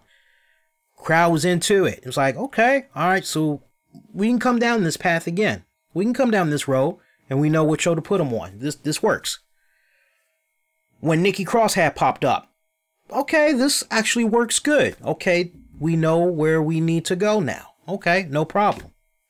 Yeah, Lars Sullivan, yeah, he's got that look. You can get away with EC3 because people are familiar with him from Impact Wrestling. You know, you can get away with that. You could definitely get away with that. Not to mention there is a great riveting story you can tell with EC3 as far as his path of redemption, starting off in the WWE, being let go, trying to prove himself in other promotions, and then coming back, coming through NXT, and now, okay, here he is back again, right? Now he's on the main roster, right? There's a great story you can tell with that. Heavy Machinery, there's a story you can tell with that. But I think everything starts with building that bridge to those other shows instead of just randomly, we're going to pull this person out of our ass and we want you guys to be invested. You got to do a better job than that, you know? But no, if WWE's ultimate plan is, hey, look, with Daniel Bryan as a champion, there is so much diversity, right? And there really is, because on the one hand, you can have a guy like Daniel Bryan take on Samoa Joe. But then on the other hand, you can have Daniel Bryan take on Mustafa Ali. You could have Daniel Bryan take on Tyler Bate. You could have Daniel Bryan take on Johnny Gargano. Right? You can have Daniel Bryan take on Big Show. There is so much, or Cien Almas. Alright? There's so much diversity that you can do with Daniel Bryan as the champion right now. It's awesome. It's really, really awesome when you stop and you think about it. Hey, can we get into some shout outs and then we'll get into some more wrestling headlines and some more cool stuff? I want to take this time out, remind you guys, this edition of the RCWR Show is brought to you in part by my good friend Tony Bing Gaming. Check him out, Tony Bing Gaming, if you love all things Marvel Strike Force. Available on Android, iOS. Check out Tony Bing Gaming when it comes to the latest news.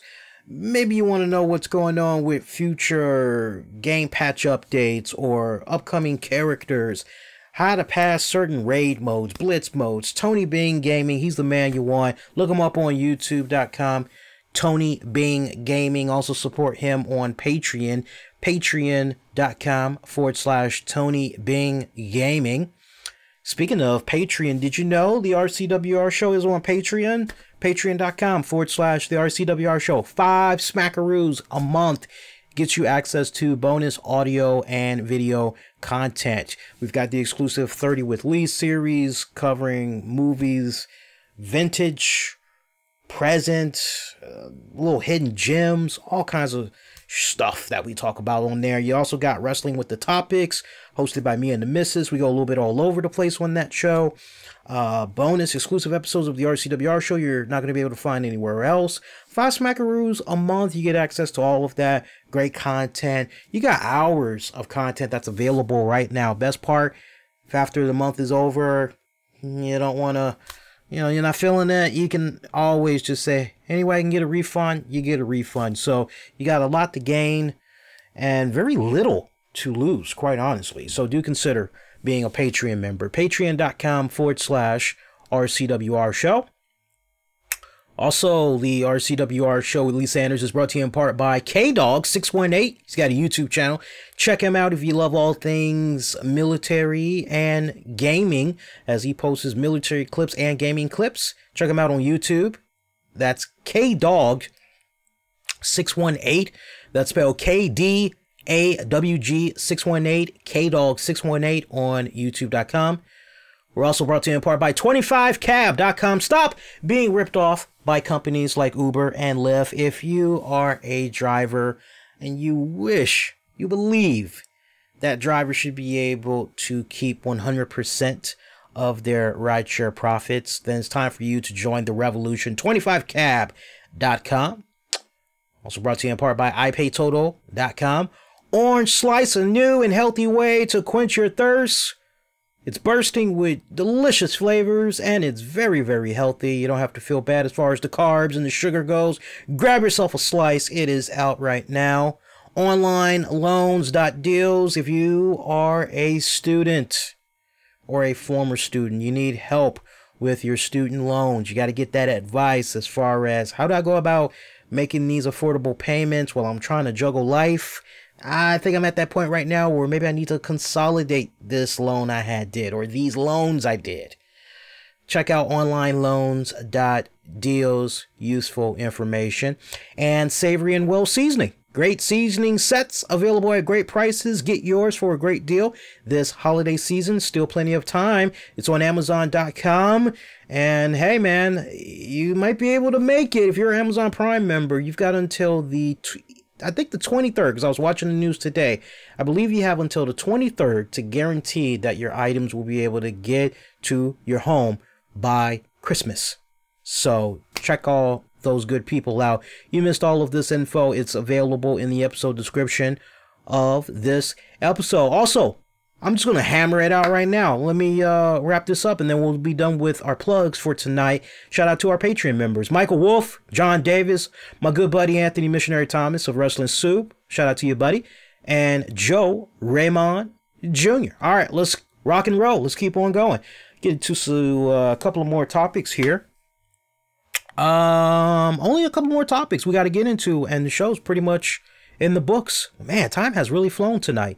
And we've been on the air for, I'm seeing here, about an hour and 90 minutes. So this has really been flying by tonight. So quick side note, follow me on Twitter, Facebook, Instagram at the RCWR Show, because before this week is out, I'm going to have a big announcement. It has to do with the RCWR Show hitting the road once again, trying to finalize a deal. And I'm trying to go over some last little logistics and all that, but I believe before the end of this week we should have an announcement. So make sure you're following me on social media for that announcement. And you know, we've got the Christmas Eve and the Christmas Day holiday that's going to be coming up next week, and honestly it's tricky for me because I don't want to do a show on Christmas Day. It's kind of like, okay, well, do you do a show on Christmas Eve? You know, like, do you do that? And I'm not really sure. It's weird. It's really weird for me right now. I don't know if we should come on. It's really weird. I gotta be honest with you. Very, very weird. I think what we're going to end up doing is for next week, we are going to move to, oh God, how do I want to do this? How do I want to do this? I'm thinking that we may record an episode of the RCWR Show, or maybe Wrestling with the Topics. I'm not really sure just yet, but I think we might record something on the weekend. So we may be live on the weekend, and then basically I would be willing to make that be a scheduled thing on YouTube and Spreaker and all that. I would be willing to do that. So I think what I'll do is I'll poll you guys. I haven't created the poll yet, but what I'll do is I'll poll you guys on YouTube, Twitter, and Facebook. Now, if you got all three of those outlets, you don't need to keep spamming and voting on all three. I appreciate that, but you don't need to do that. Just vote on whatever outlet comes to your mind first. But basically, I'll tally up the votes. And basically, you guys can give me your thoughts on if you want an RCWR show going all over the place, is heavy on the wrestling, or do you want a wrestling with the topics that usually is non-wrestling related, and that's me and Tammy.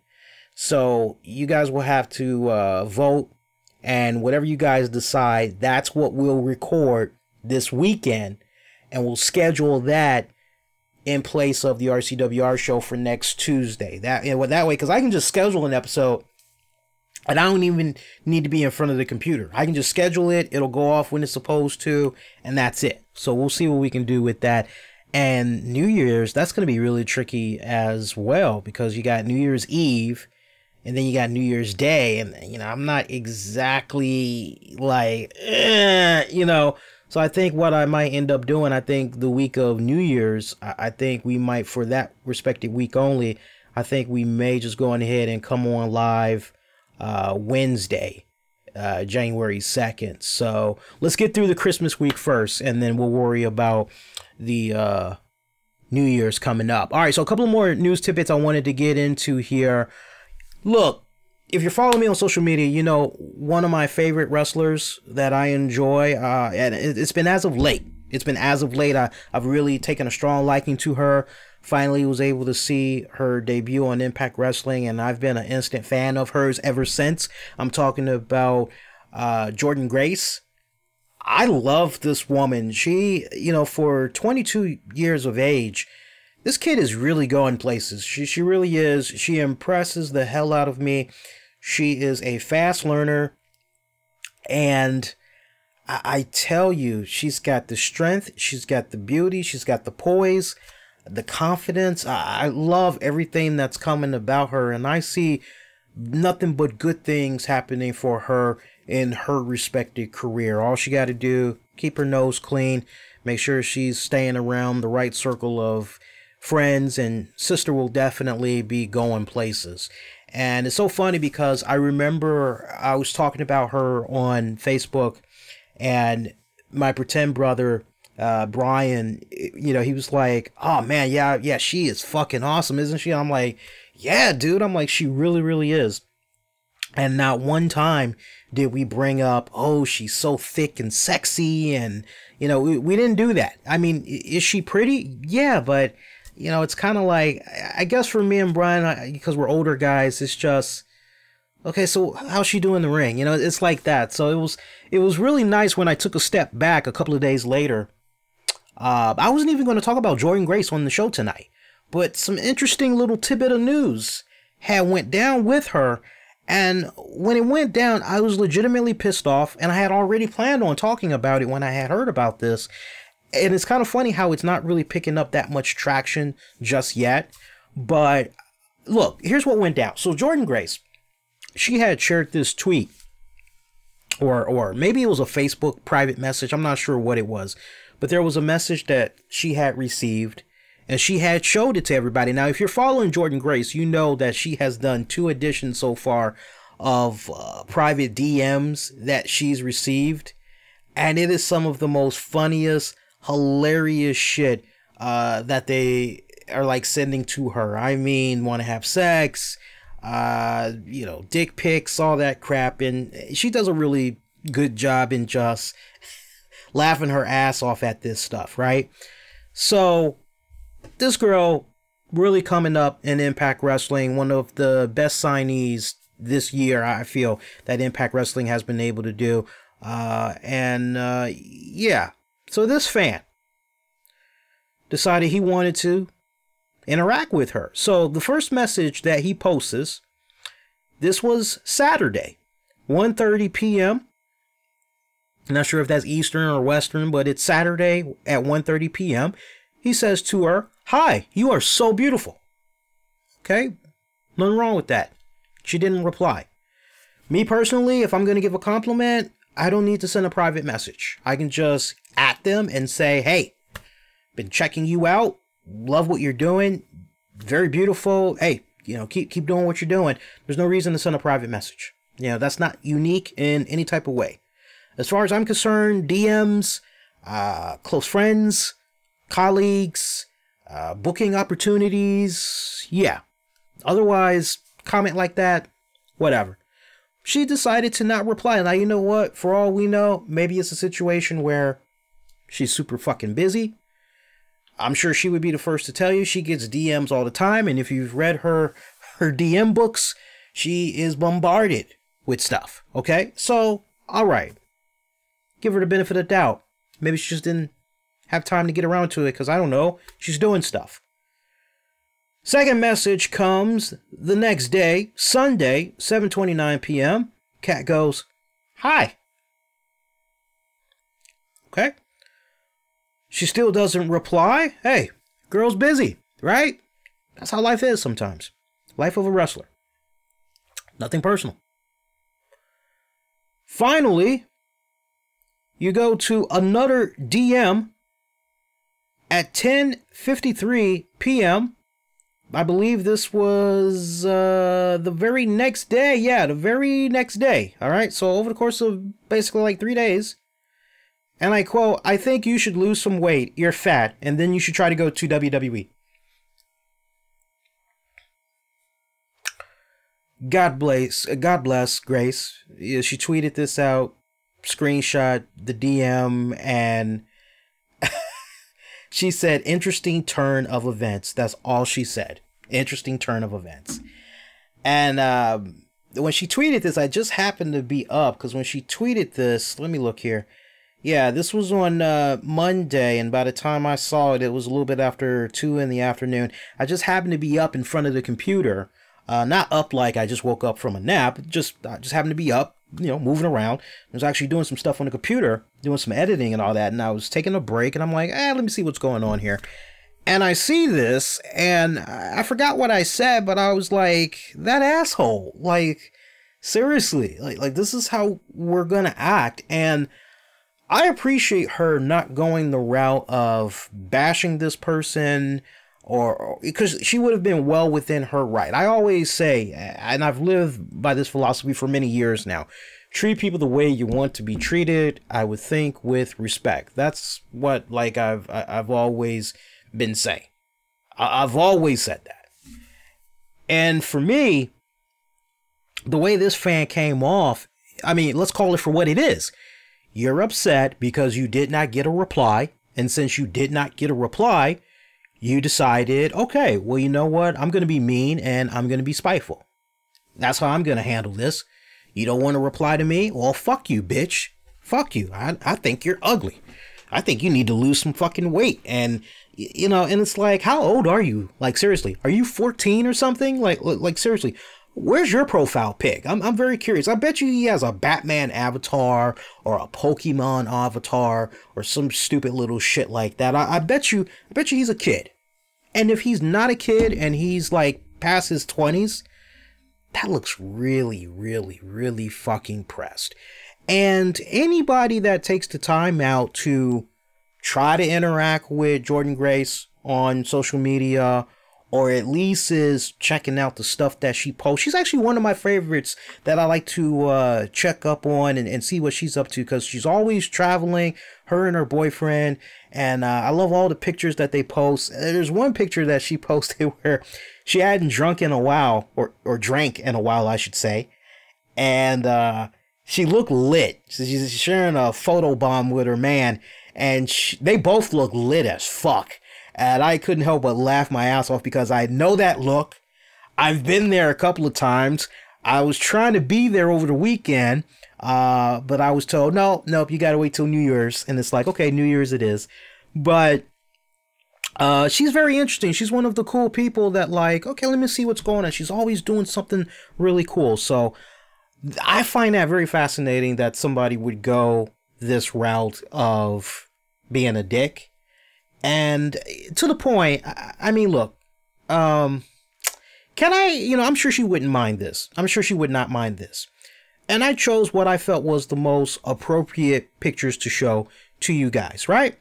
So let me show you this first picture of Jordynne Grace. And guys, for those of you that's checking out the audio version of this, I'm sorry you're left out in the code here that, you know, but I'm sure you can do a Bing Google search, or if you got Twitter, you can look up Homegirl yourself. But let me show you this first pic of Jordynne Grace, okay?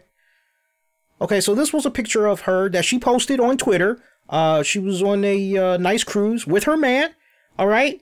Now, I'm sorry, I don't see anything fat, okay?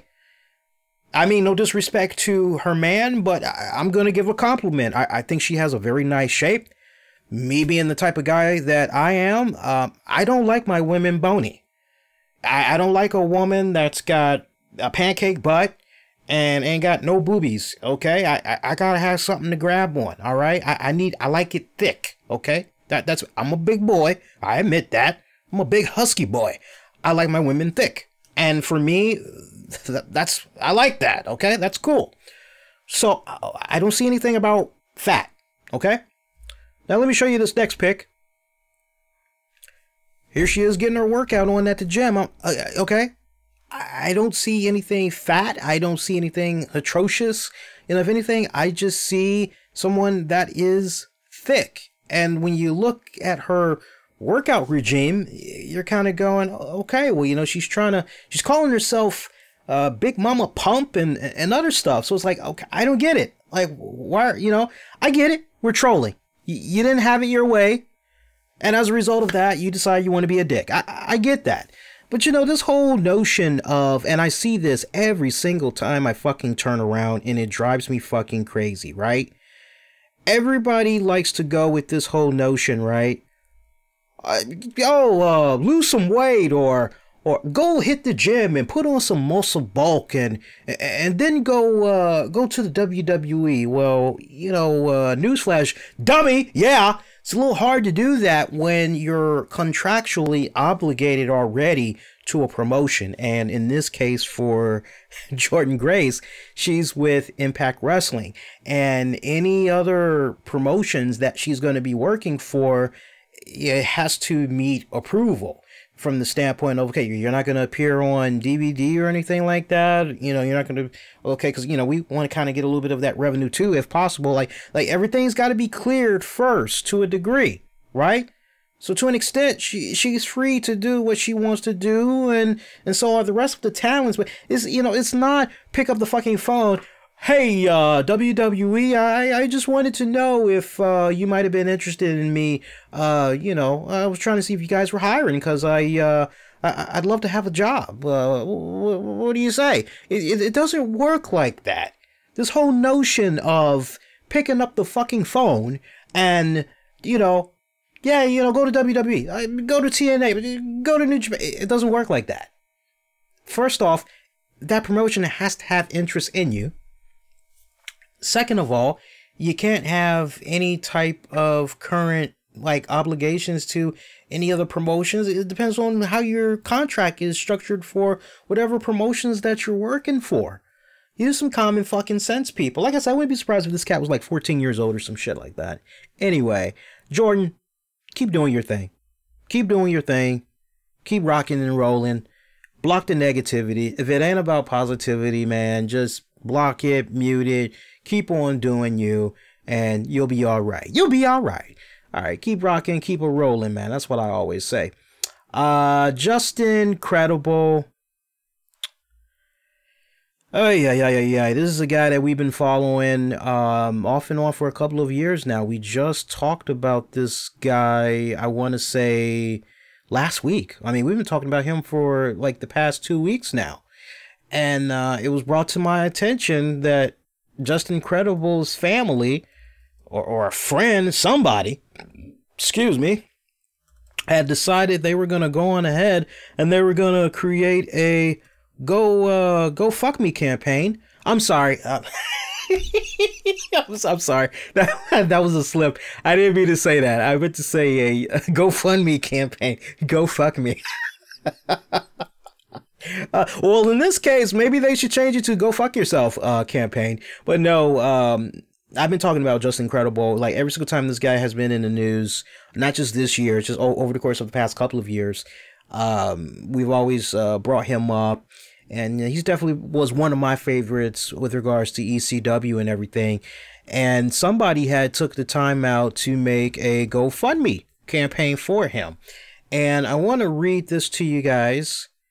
You know, he's always getting in trouble with the law, and it's sad. It's quite sad. So here's what's actually, hang on a second here, guys. No, that's not his GoFundMe.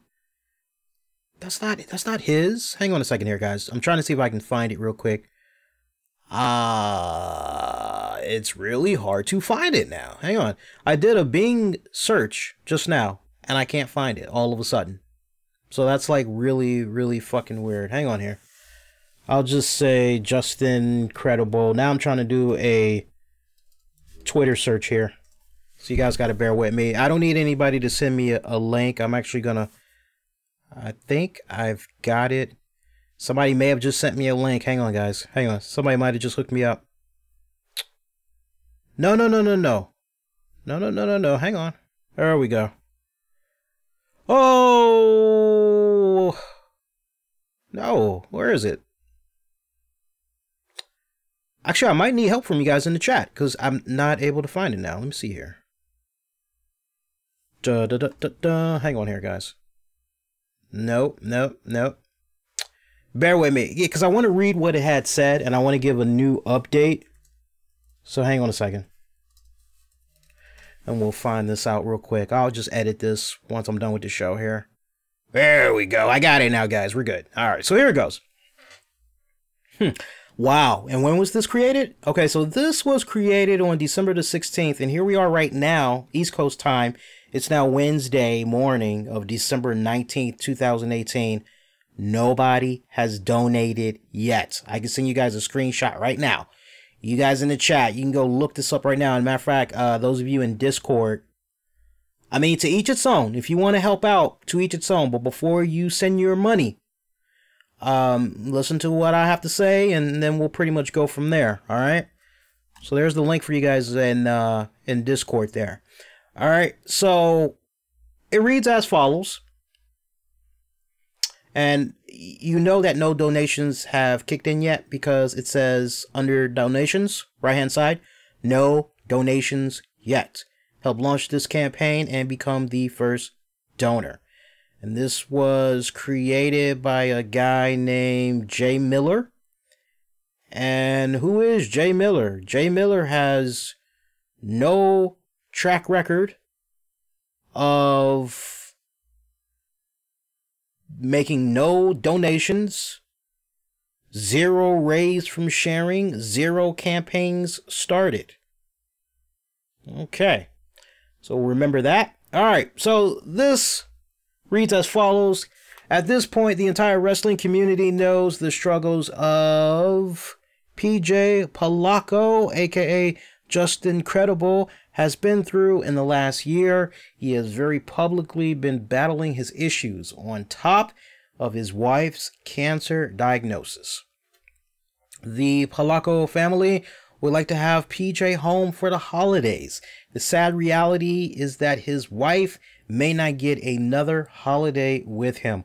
All donations are to secure a bond for PJ so he can be with his family and work on the steps he needs to take in his recovery.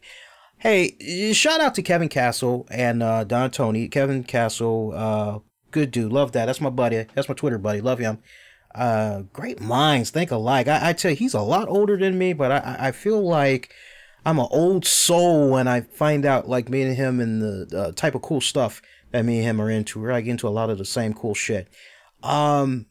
Look, and the conversation that they had with regards to this, I mean, I was already gonna bring this up, but like they hit it dead on the nail with regards to this. And I mean, when I have first, before they even talked about it, when I first heard about this GoFundMe campaign, my eyebrow raised. And can I be honest with you guys? When it comes to me and the shows, you know, if you've been listening for a long time, I stay having advertisers. I have advertisers that will privately email me at the recommendation of someone that I did business with prior. And, you know, it's like, yeah, you know, tell me what you're about, you know, what's your business, what's your product, what do you need help promoting, blah, blah, blah, blah, blah. And I can't tell you how many times over the years I've turned down GoFundMe campaigns. And I'm leery with that, because you have those that will create GoFundMe campaigns for the sole purpose, I'm trying to buy groceries, you know, or I'm trying to keep my cable on, or some stupid shit. You know, it's like, really? You're asking money for, go get a job, you know, or go to the Salvation Army, or go to the local church. You know, there's a way that funds can be raised to pay your utilities or whatever like that. You'll be okay, right? Go to Credit Karma, check up on your credit score and see how decent of a credit score you have, and maybe you can go apply for a credit card, and there you go. You'll be okay for a little bit. That'll tie you over. Or hey, well, if you're working and you've been working for longer than 6 months and you've had a checking account longer than 6 months, why don't you go see about getting a payday loan? It's not that hard. And yeah, the interest might be a little bit high, but you'll get the money that you'll need like in the next business day. What the fuck, right? So, you know, I'm very leery when it comes to Kickstarter campaigns, GoFundMe campaigns for someone that, you know, oh, help me keep my lights on, or, oh, I need help with, you know, I'm very leery. Now, something like what had went down with Mr. Wonderful, Paul Orndorff, that was very unfortunate to hear. Very unfortunate to hear. He hadn't paid taxes on his house, in so many years that the IRS basically was like, look, we're going to seize this if we don't get our money. We're already beginning the paperwork. You have until this date. Otherwise, that house, it's ours. Sorry. So, wrestling community hears that, and I love how everybody had just basically came together for that. And you're like, okay. When it came to Scott Hall, I was among the first to cough up money for Scott Hall. I remember having, I can't remember the amount of money I put out there, but it was part of a significant tier, because we ended up getting a Skype call from Scott Hall. Was able to talk to him for about 15 minutes in the flesh, and that was something that I wish I would have been able to share with the audience, because I did record it, but when I tried to play it back, there was no audio and there was no video. It was just what I was saying and visually me, and it was like, damn.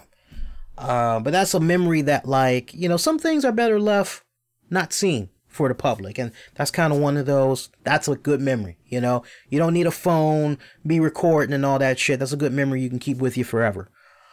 When it came to Jake the Snake Roberts, I remember just, yeah, now more than ever, I want to see these guys get the help that they need.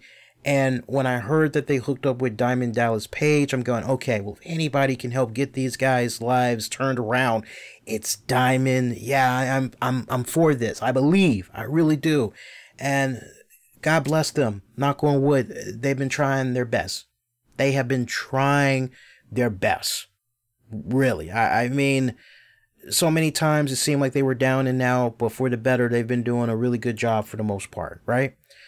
So, wrestling community in general, when they hear that there are wrestlers, especially some of their beloved favorite wrestlers that are down on their luck, some of them may not even be in a position to give. Some of them may be in a position where they may be $40, $50 away from, you know, man, if it wasn't for me coughing up that $40, $50, I wouldn't be getting a late charge on my mortgage. Or I wouldn't now have to be making rearrangements for my Verizon bill to be paid on this day instead of being able to pay for it right now, because I had to cough that $40, $50 or however much up to this particular wrestler. You know, wrestling fans, and I say this respectfully, they can be gullible when it comes to hearing about a wrestler struggling and they want to help. Some of them just want to do it out of the kindness of their heart. Some of them have the extra money and they just want to do it. You know, I think it really just depends on who that wrestler is, the circumstances. Okay, well, how often have they made the news? And when you look up Just Incredible and you just see his track record of history with the law, I mean, for me, the nail in the coffin, this film documentary crew that's been following him, they actually raised money themselves to try, not try, they did. They raised money at one point to help him with his legal court costs and bail money and all that shit. And you're like, wow, like the documentary team felt sympathetic towards you and they tried to bail you out. And like, now you're making these rounds and interviews and podcasts and you know, look, everybody's just enabling this guy as far as I'm concerned. Yeah, that might look like some really good bragging rights. Oh, we had Just Incredible on the show and we were talking about his sobriety and blah this and blah that. And it's like, okay, you know what? That's fine and dandy. But what you're doing is enabling. That's what a lot of these podcasters, that's what a lot of these websites, you know, that's what a lot of these guys that are giving this man the time and the day, that's what they're doing. They are continuing to enable his behavior. They're continuing to enable his addiction. That's what it is. They may think that, oh, well, you know, we're not paying him, so it's, or, you know, no, what you're doing is glorifying.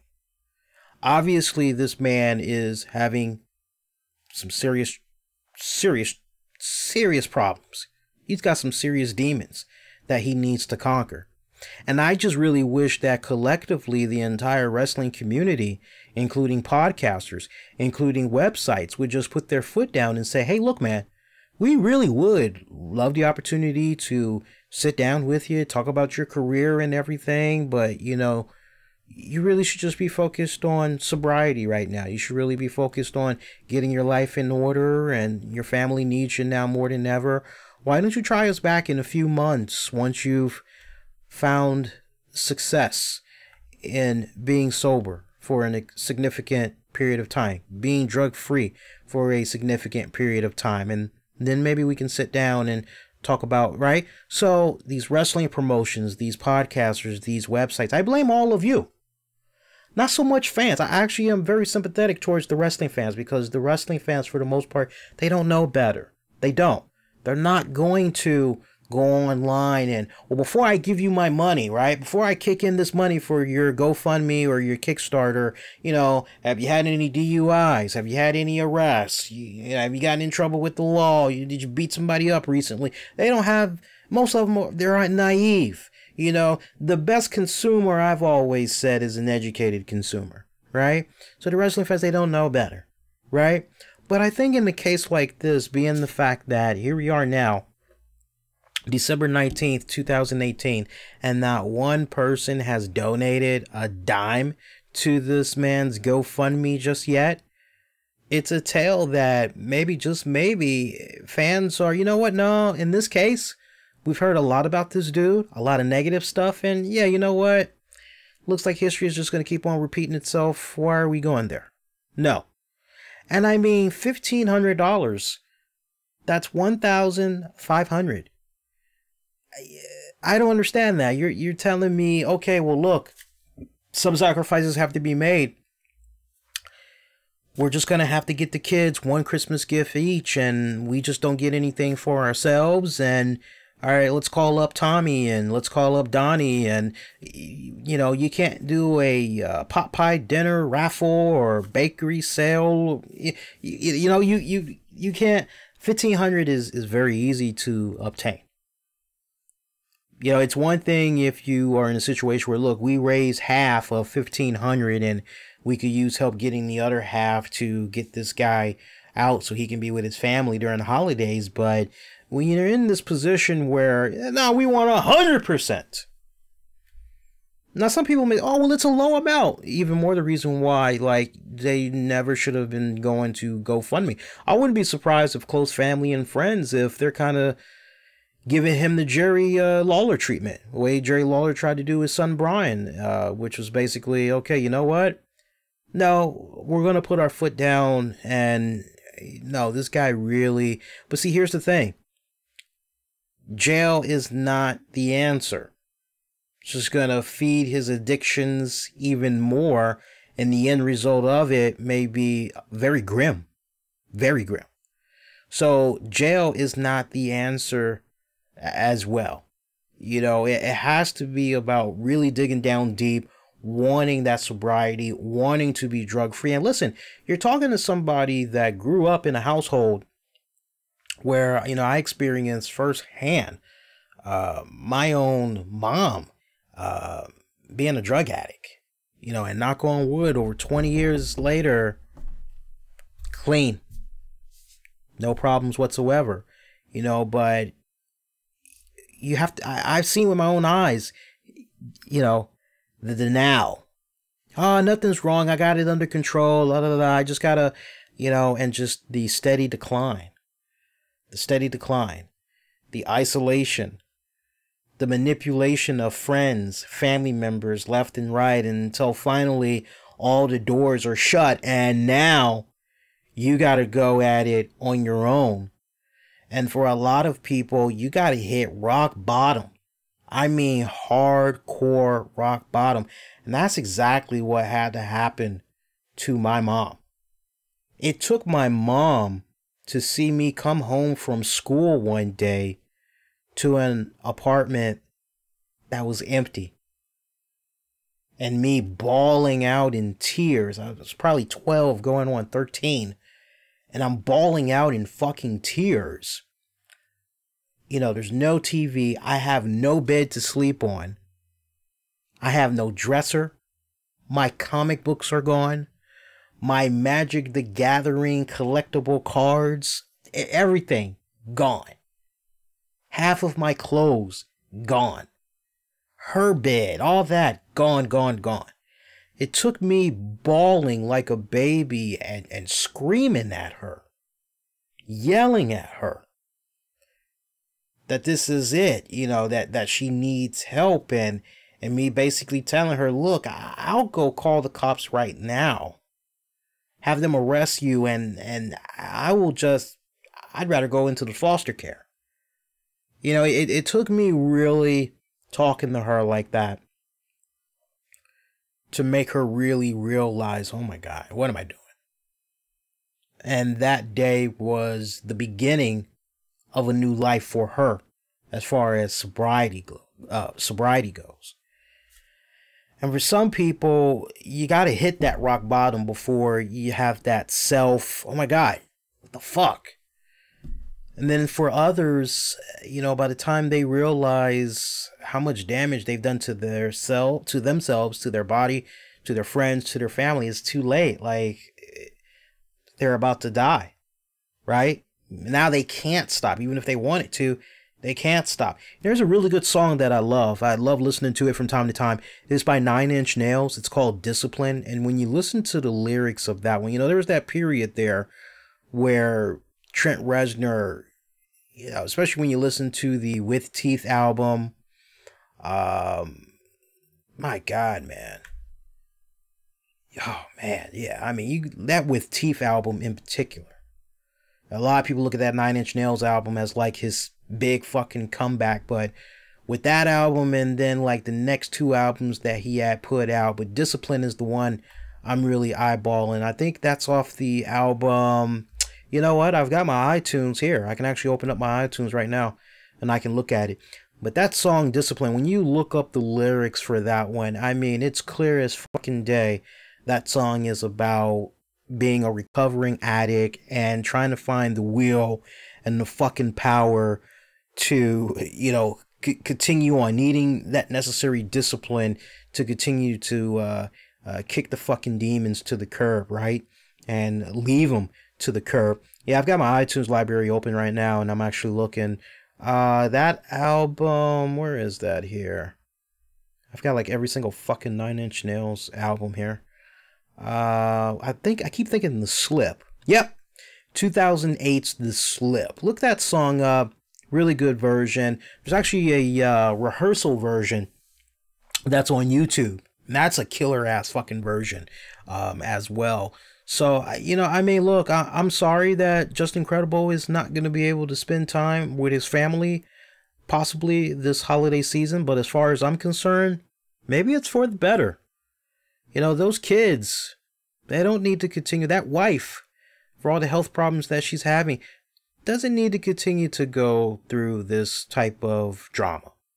Maybe this is hopefully the beginning of that rude awakening for Credible to really, okay, you know what, I can't be in this position ever again. I've got to fucking clean up my act. I've got to, for the sake of my wife, who may lose this battle with cancer, for the sake of our kids, I've got to, for the better, I've got to kick this demon to the curb once and for all. So, but anybody that wants to donate, bless your heart. You're very, very kind. But you know what? Is that money really going to a worthy place? That's the thing, man. You kind of gotta, not really too sure. Let's see. Who else we got here? So switching gears up a little bit. We're going to end the show on this note. I've got two rest in pieces. Rest in peace, Sondra Locke, the ex-girlfriend of Clint Eastwood. And it's sad. It's very sad that Clint Eastwood, as he was with this woman for almost 15 years. Now, it's one thing if, we were only together for like 4 years, but I mean, 15 years, that's, right? That's a decade plus. That's a decade plus of your life that you spent with a person. I'm really bummed out that Clint Eastwood, through his publicist, did not put out a statement and basically said, hey, me and her, I know that in some aspects of my relationship with her, I did her wrong. And if I could take some things back, I definitely would in how I had treated her. She was a very good, kind-hearted woman. Just say something nice, from the heart, straight from the heart. But nothing. While everybody is talking about Clint Eastwood's movie, The Mule, and everybody wants to dig up how he was a dick to her in the relationship towards the end, nobody is really putting the spotlight on, wow, he was with this woman for 15 years and he doesn't offer to say anything. That's, wow. Now, some people may feel like, well, it's an ex-girlfriend, Well, shit, Rob Reiner, who used to be married to Penny Marshall, they both went on, they remarried. When Penny Marshall passed away earlier, it's like he put out a tweet. He said something nice. So same rules apply. I'm sorry, guys. I mean, I'm sorry. If it's 4 years, okay, maybe. 4 years under, maybe. 3 years under, maybe. But 10 plus years? You should be saying something. But Sondra Locke, that name may sound familiar to you guys. She was in 6 Clint Eastwood movies. And I'm a big fan of Clint Eastwood. I've seen practically every single Clint Eastwood movie. Fuck. Just the other day, me and the missus were watching Clint Eastwood in 1984's Tightrope. And it takes place in New Orleans. And Clint Eastwood plays this police officer that has this strong sexual appetite. And he's going to bars. He's like messing around with hookers and all that. Meanwhile, there's this psycho that's on the loose that's killing women. And the killer is literally killing these same women that Clint Eastwood's character is having sex with. Like the night before, or I'm sorry, the night after that he's had his encounters with them, the killer is coming right along. And it is a great suspenseful movie. It still holds up to this day. There's a couple of moments where you question the storyline and you're kind of going, wait a minute, in real life, this would happen. Like, what the hell, right? And one thing that I'll throw out there to you, just because I'm not giving anything away, but there's a part it gets to in the movie where there's so many people that die. And you're going, why isn't Clint Eastwood's character off the case? Because he's not getting results. What the fuck? And then they try to explain it, but you're still kind of going, no, seriously, why is he not taken off this case yet? Because he's not getting results. But 1984's Tightrope was a really good movie. But Sondra Locke, she starred in 6 Clint Eastwood movies. She was in The Outlaw, Jesse Wales.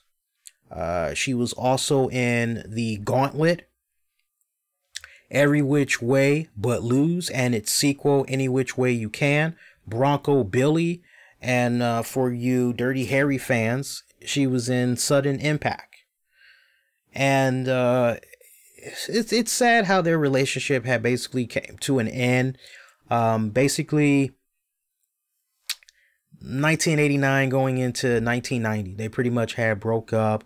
And the way that she had found out about it, as she pretty much had chronicled it in a biography book, The Good, the Bad, the Ugly. Can't remember the rest of it, but that's pretty much how she had titled her book. She talked about how she had came home one day, a home that Clint Eastwood had purchased for her, and she was locked out of the home. Her stuff was out on the lawn, and she's like, what the fuck? And she ended up taking him to court. Eventually, the two of them, they had settled. He made, as far as she was concerned, he had made false promises to her. As far as advancements in her career, oh, we're going to put you in a position where, yes, you'll be able to direct a movie, and yeah, we're going to get you in this, oh, yeah, and it never came to fruition. So she took him to court. They eventually settled. And then in 1995, if I remember it right, she took him to court again. And she took him to court for fraud.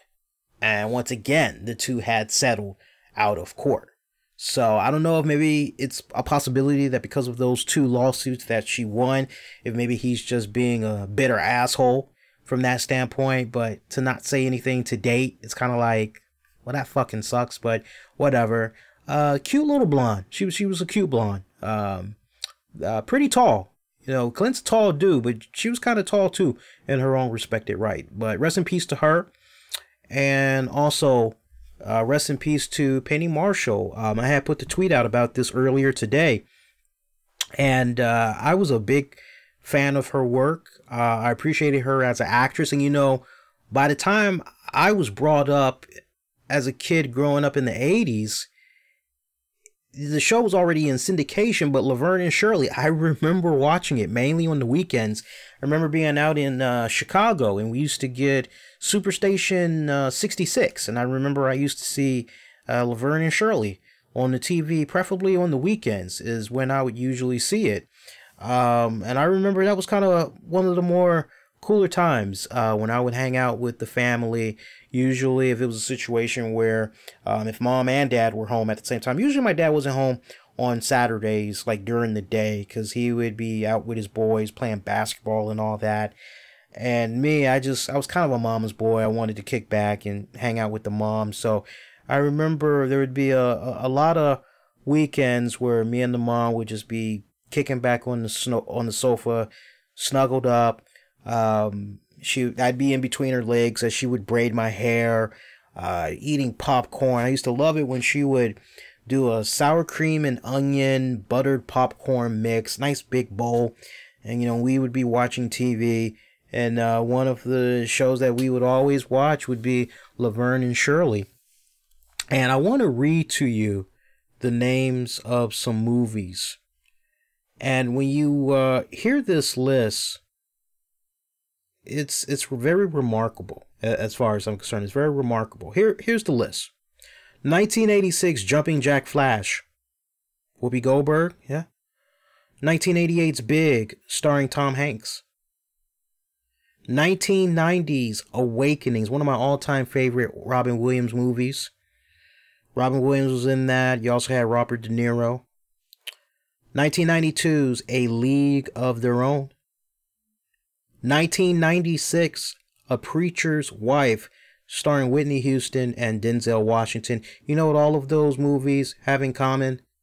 Penny Marshall was the director. So you want to talk about a woman that not only as a solid actor, but was able to make great strides as a director in a very heavily dominated industry. That occupation alone is filled up by so many males, and that is still the case to this very day, although now we're seeing more of an upside with female directors and writers. you know, she definitely, you could say, she did her own respected, she laid down, I'm trying to find the right words. You could definitely say that in her own right, in her own way, she did lay down the foundation for future female directors to come. So the contributions that she's made to cinema as a whole, I just gave you some pretty powerful films right there that gross-wise did phenomenally well, and just the caliber of talents that she was able to work with, right? And I love what Rob Reiner had to say about her. Remember what I said earlier, the kind words that he had said about her. She passed away at the age of 74. Anybody that maybe was not a fan of Laverne and Shirley, as soon as you see how she looks, and then you just, if you are an NBA fan, anytime you turned on a Lakers game and you turned on a Clippers game, and when I say Lakers game, you can go back to, she definitely up until she passed, for sure. But anybody that remembers Shaquille O'Neal, Kobe Bryant era, you know, there'd be Jack Nicholson, there would be Billy Crystal, Penny Marshall would be there as well. I mean, there seemed like every time you turned around and you watched the Lakers on ABC, seemed like she was always there. Definitely a very familiar face if you know your basketball. But Rob Reiner, and for those of you that may be curious what she had died of, she died due to complications of diabetes. Yeah, she died due to complications of diabetes at the age of 75. Rob Reiner, here's another guy, respected actor, all in the family. Went on to be a phenomenal director. He had said, and I quote, "I loved Penny. I grew up with her. She was born with a great gift. She was born with a funny bone and the instinct of how to use it. If I was very lucky to have lived with her, I was very lucky to have lived with her and her funny bone. I will miss her." Broadcaster veteran Dan Rather, he tweeted, "Mourning the loss of a funny and original American voice, Penny Marshall was a pioneer in television and the big screen who understood humor comes in many forms and some of life's deeper truths require a laugh. She will be missed. Ron Howard. She was funny and so smart. She made the transition from sitcom star to a A-list movie director with ease and had a major impact on both mediums. All that and always relaxed, funny. Yeah. I was lucky to have known and worked with her. Major League Baseball.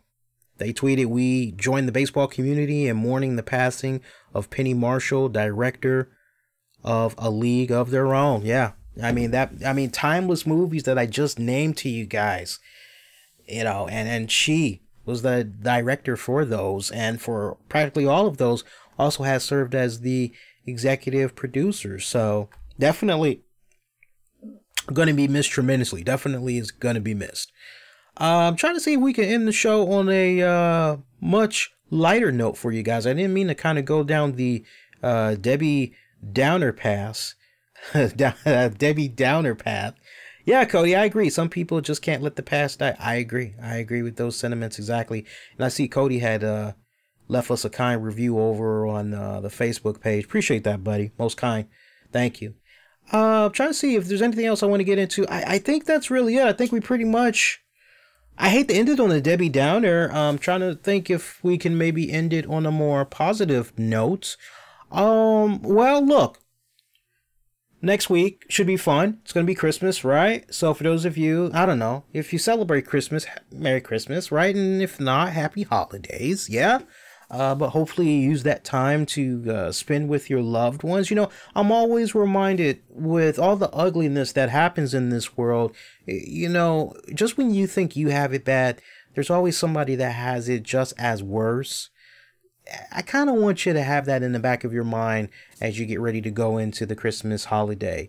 I know for a lot of us, it could be a situation where money may be a little bit tight and you're not able to get that gift for your loved one. And, you know, but it's not always about the gifts. Sometimes it's just about being able to spend that time together, sitting down at the table, no phones, no tablets, and just catching up with each other and enjoying a really good home-cooked meal. You know, this is the most simplistic thing, man. You know, there are people that are not fortunate to be in that position of having that luxury, whether it's a situation where a loved one is taken away too soon, and you never know. You know, life is a little bit too short. You know, so if you're in a position where things are kind of looking a little, you know, the holiday is whatever you make the best out of it. You know, whatever energy you're able to put into it. So I want you to kind of remember that, and, you know, do everything you can to try to turn a negative into a positive. You know, look on the brighter side of things. That's what I always try to say to you guys. So once again, we got Raw, SmackDown. Those shows are going to be taped next week. So I know on SmackDown, Miz is going to have a special guest. It's going to be Shane O'Mac. All right, that should be cool. We also know that Shinsuke Nakamura, aka Sonic the Hedgehog, he'll be taking on Rusev for the United States title. Raw, we know Paul Heyman's going to show up. Natty's going to take on Ronda Rousey for the title. If I'm not mistaken, we're going to get our tag team championship match on Raw as well, between the Revival and Bo Dallas. I'm sorry, Bobby Roode and Chad Gable. So, I mean, it should be some pretty decent episodes. I actually have on the DVR Ring of Honor's Final Battle. I sadly did not get to watch it. I have been so sidetracked with some other projects. I'm actually going to be watching that tonight going into tomorrow. So by the time I get done watching it, I will be recording something exclusively for Patreon, which will cover my thoughts on the Final Battle pay-per-view event. Also, I did not get a chance to see Spider-Man Into the Spider-Verse. I was actually supposed to see it today, and I could not find my wallet for nothing. I spent hours looking for my wallet. The movie pass, I'm like, oh shit. And so I wasn't able to go. And you know what? I spent about 3 hours looking for my wallet. I ended up finding it, and it was staring at me the entire fucking time. And I kept walking past, and I'm like, and I was looking, I'm like, and then all of a sudden it was actually there. Crazy, right? Yeah. So I plan on seeing Spider-Man after work, because the little lady was like, what are you going to do after work? I said, honestly, I was like, I wanted to go see the Spider-Man movie. I said, so I think I might go see the Spider-Man movie after work. So I will be getting in a little bit late tomorrow night or Wednesday night, and I'm going to record some stuff for our Patreon members. So Patreon members, do appreciate you all's patience as I get some more content out to you guys. And like I said, for this weekend, we're going to most likely pre-record an episode of the RCWR Show. And I don't know, it's either going to be the RCWR Show or Wrestling with the Topics. I'll put the poll up and you guys tell me which show you would rather want, and then we'll do it that way. And then that will be scheduled for next Tuesday, but we will be taking next Tuesday off because I really don't want to be on the air Christmas Day. You know, going into the Christmas, I really don't want to be on the air. So, all right. So be kind, rewind, check out previous episodes you may have missed. And if you've been a long-time listener, get at me on Twitter, Facebook, or Instagram at the RCWR Show. Give me a follow as well. See a couple people, hey, you know, what's up with the Discord, man? I love to jump in on the chats. I just got that just now. I will private message you in a little bit. I just saw the person. Yeah, Eugene's been cool people. Eugene's been pretty solid. Eugene, I got you soon as the stream is over, buddy. If not before the stream is over or after the stream is over, I got you sometime Wednesday during the day for sure, buddy. All right, to our cats in the chat, appreciate you guys as always. Much love. And yeah, that's going to do it. If you didn't check it out yet, YouTube channel, check out the Pro Wrestling Crate unveiling that we did for the month of December. It's the staff favorites part 2. It also features the Elite, so you got Cody, Young Bucks, and all that. It was fun going through that. Check that out. And yeah, appreciate the love, support as always. Remember, appreciate what we do. Subscribe. Subscribe. That's going to do it. I will catch you guys next go round. Please be safe and most importantly, be kind to one another. Adios.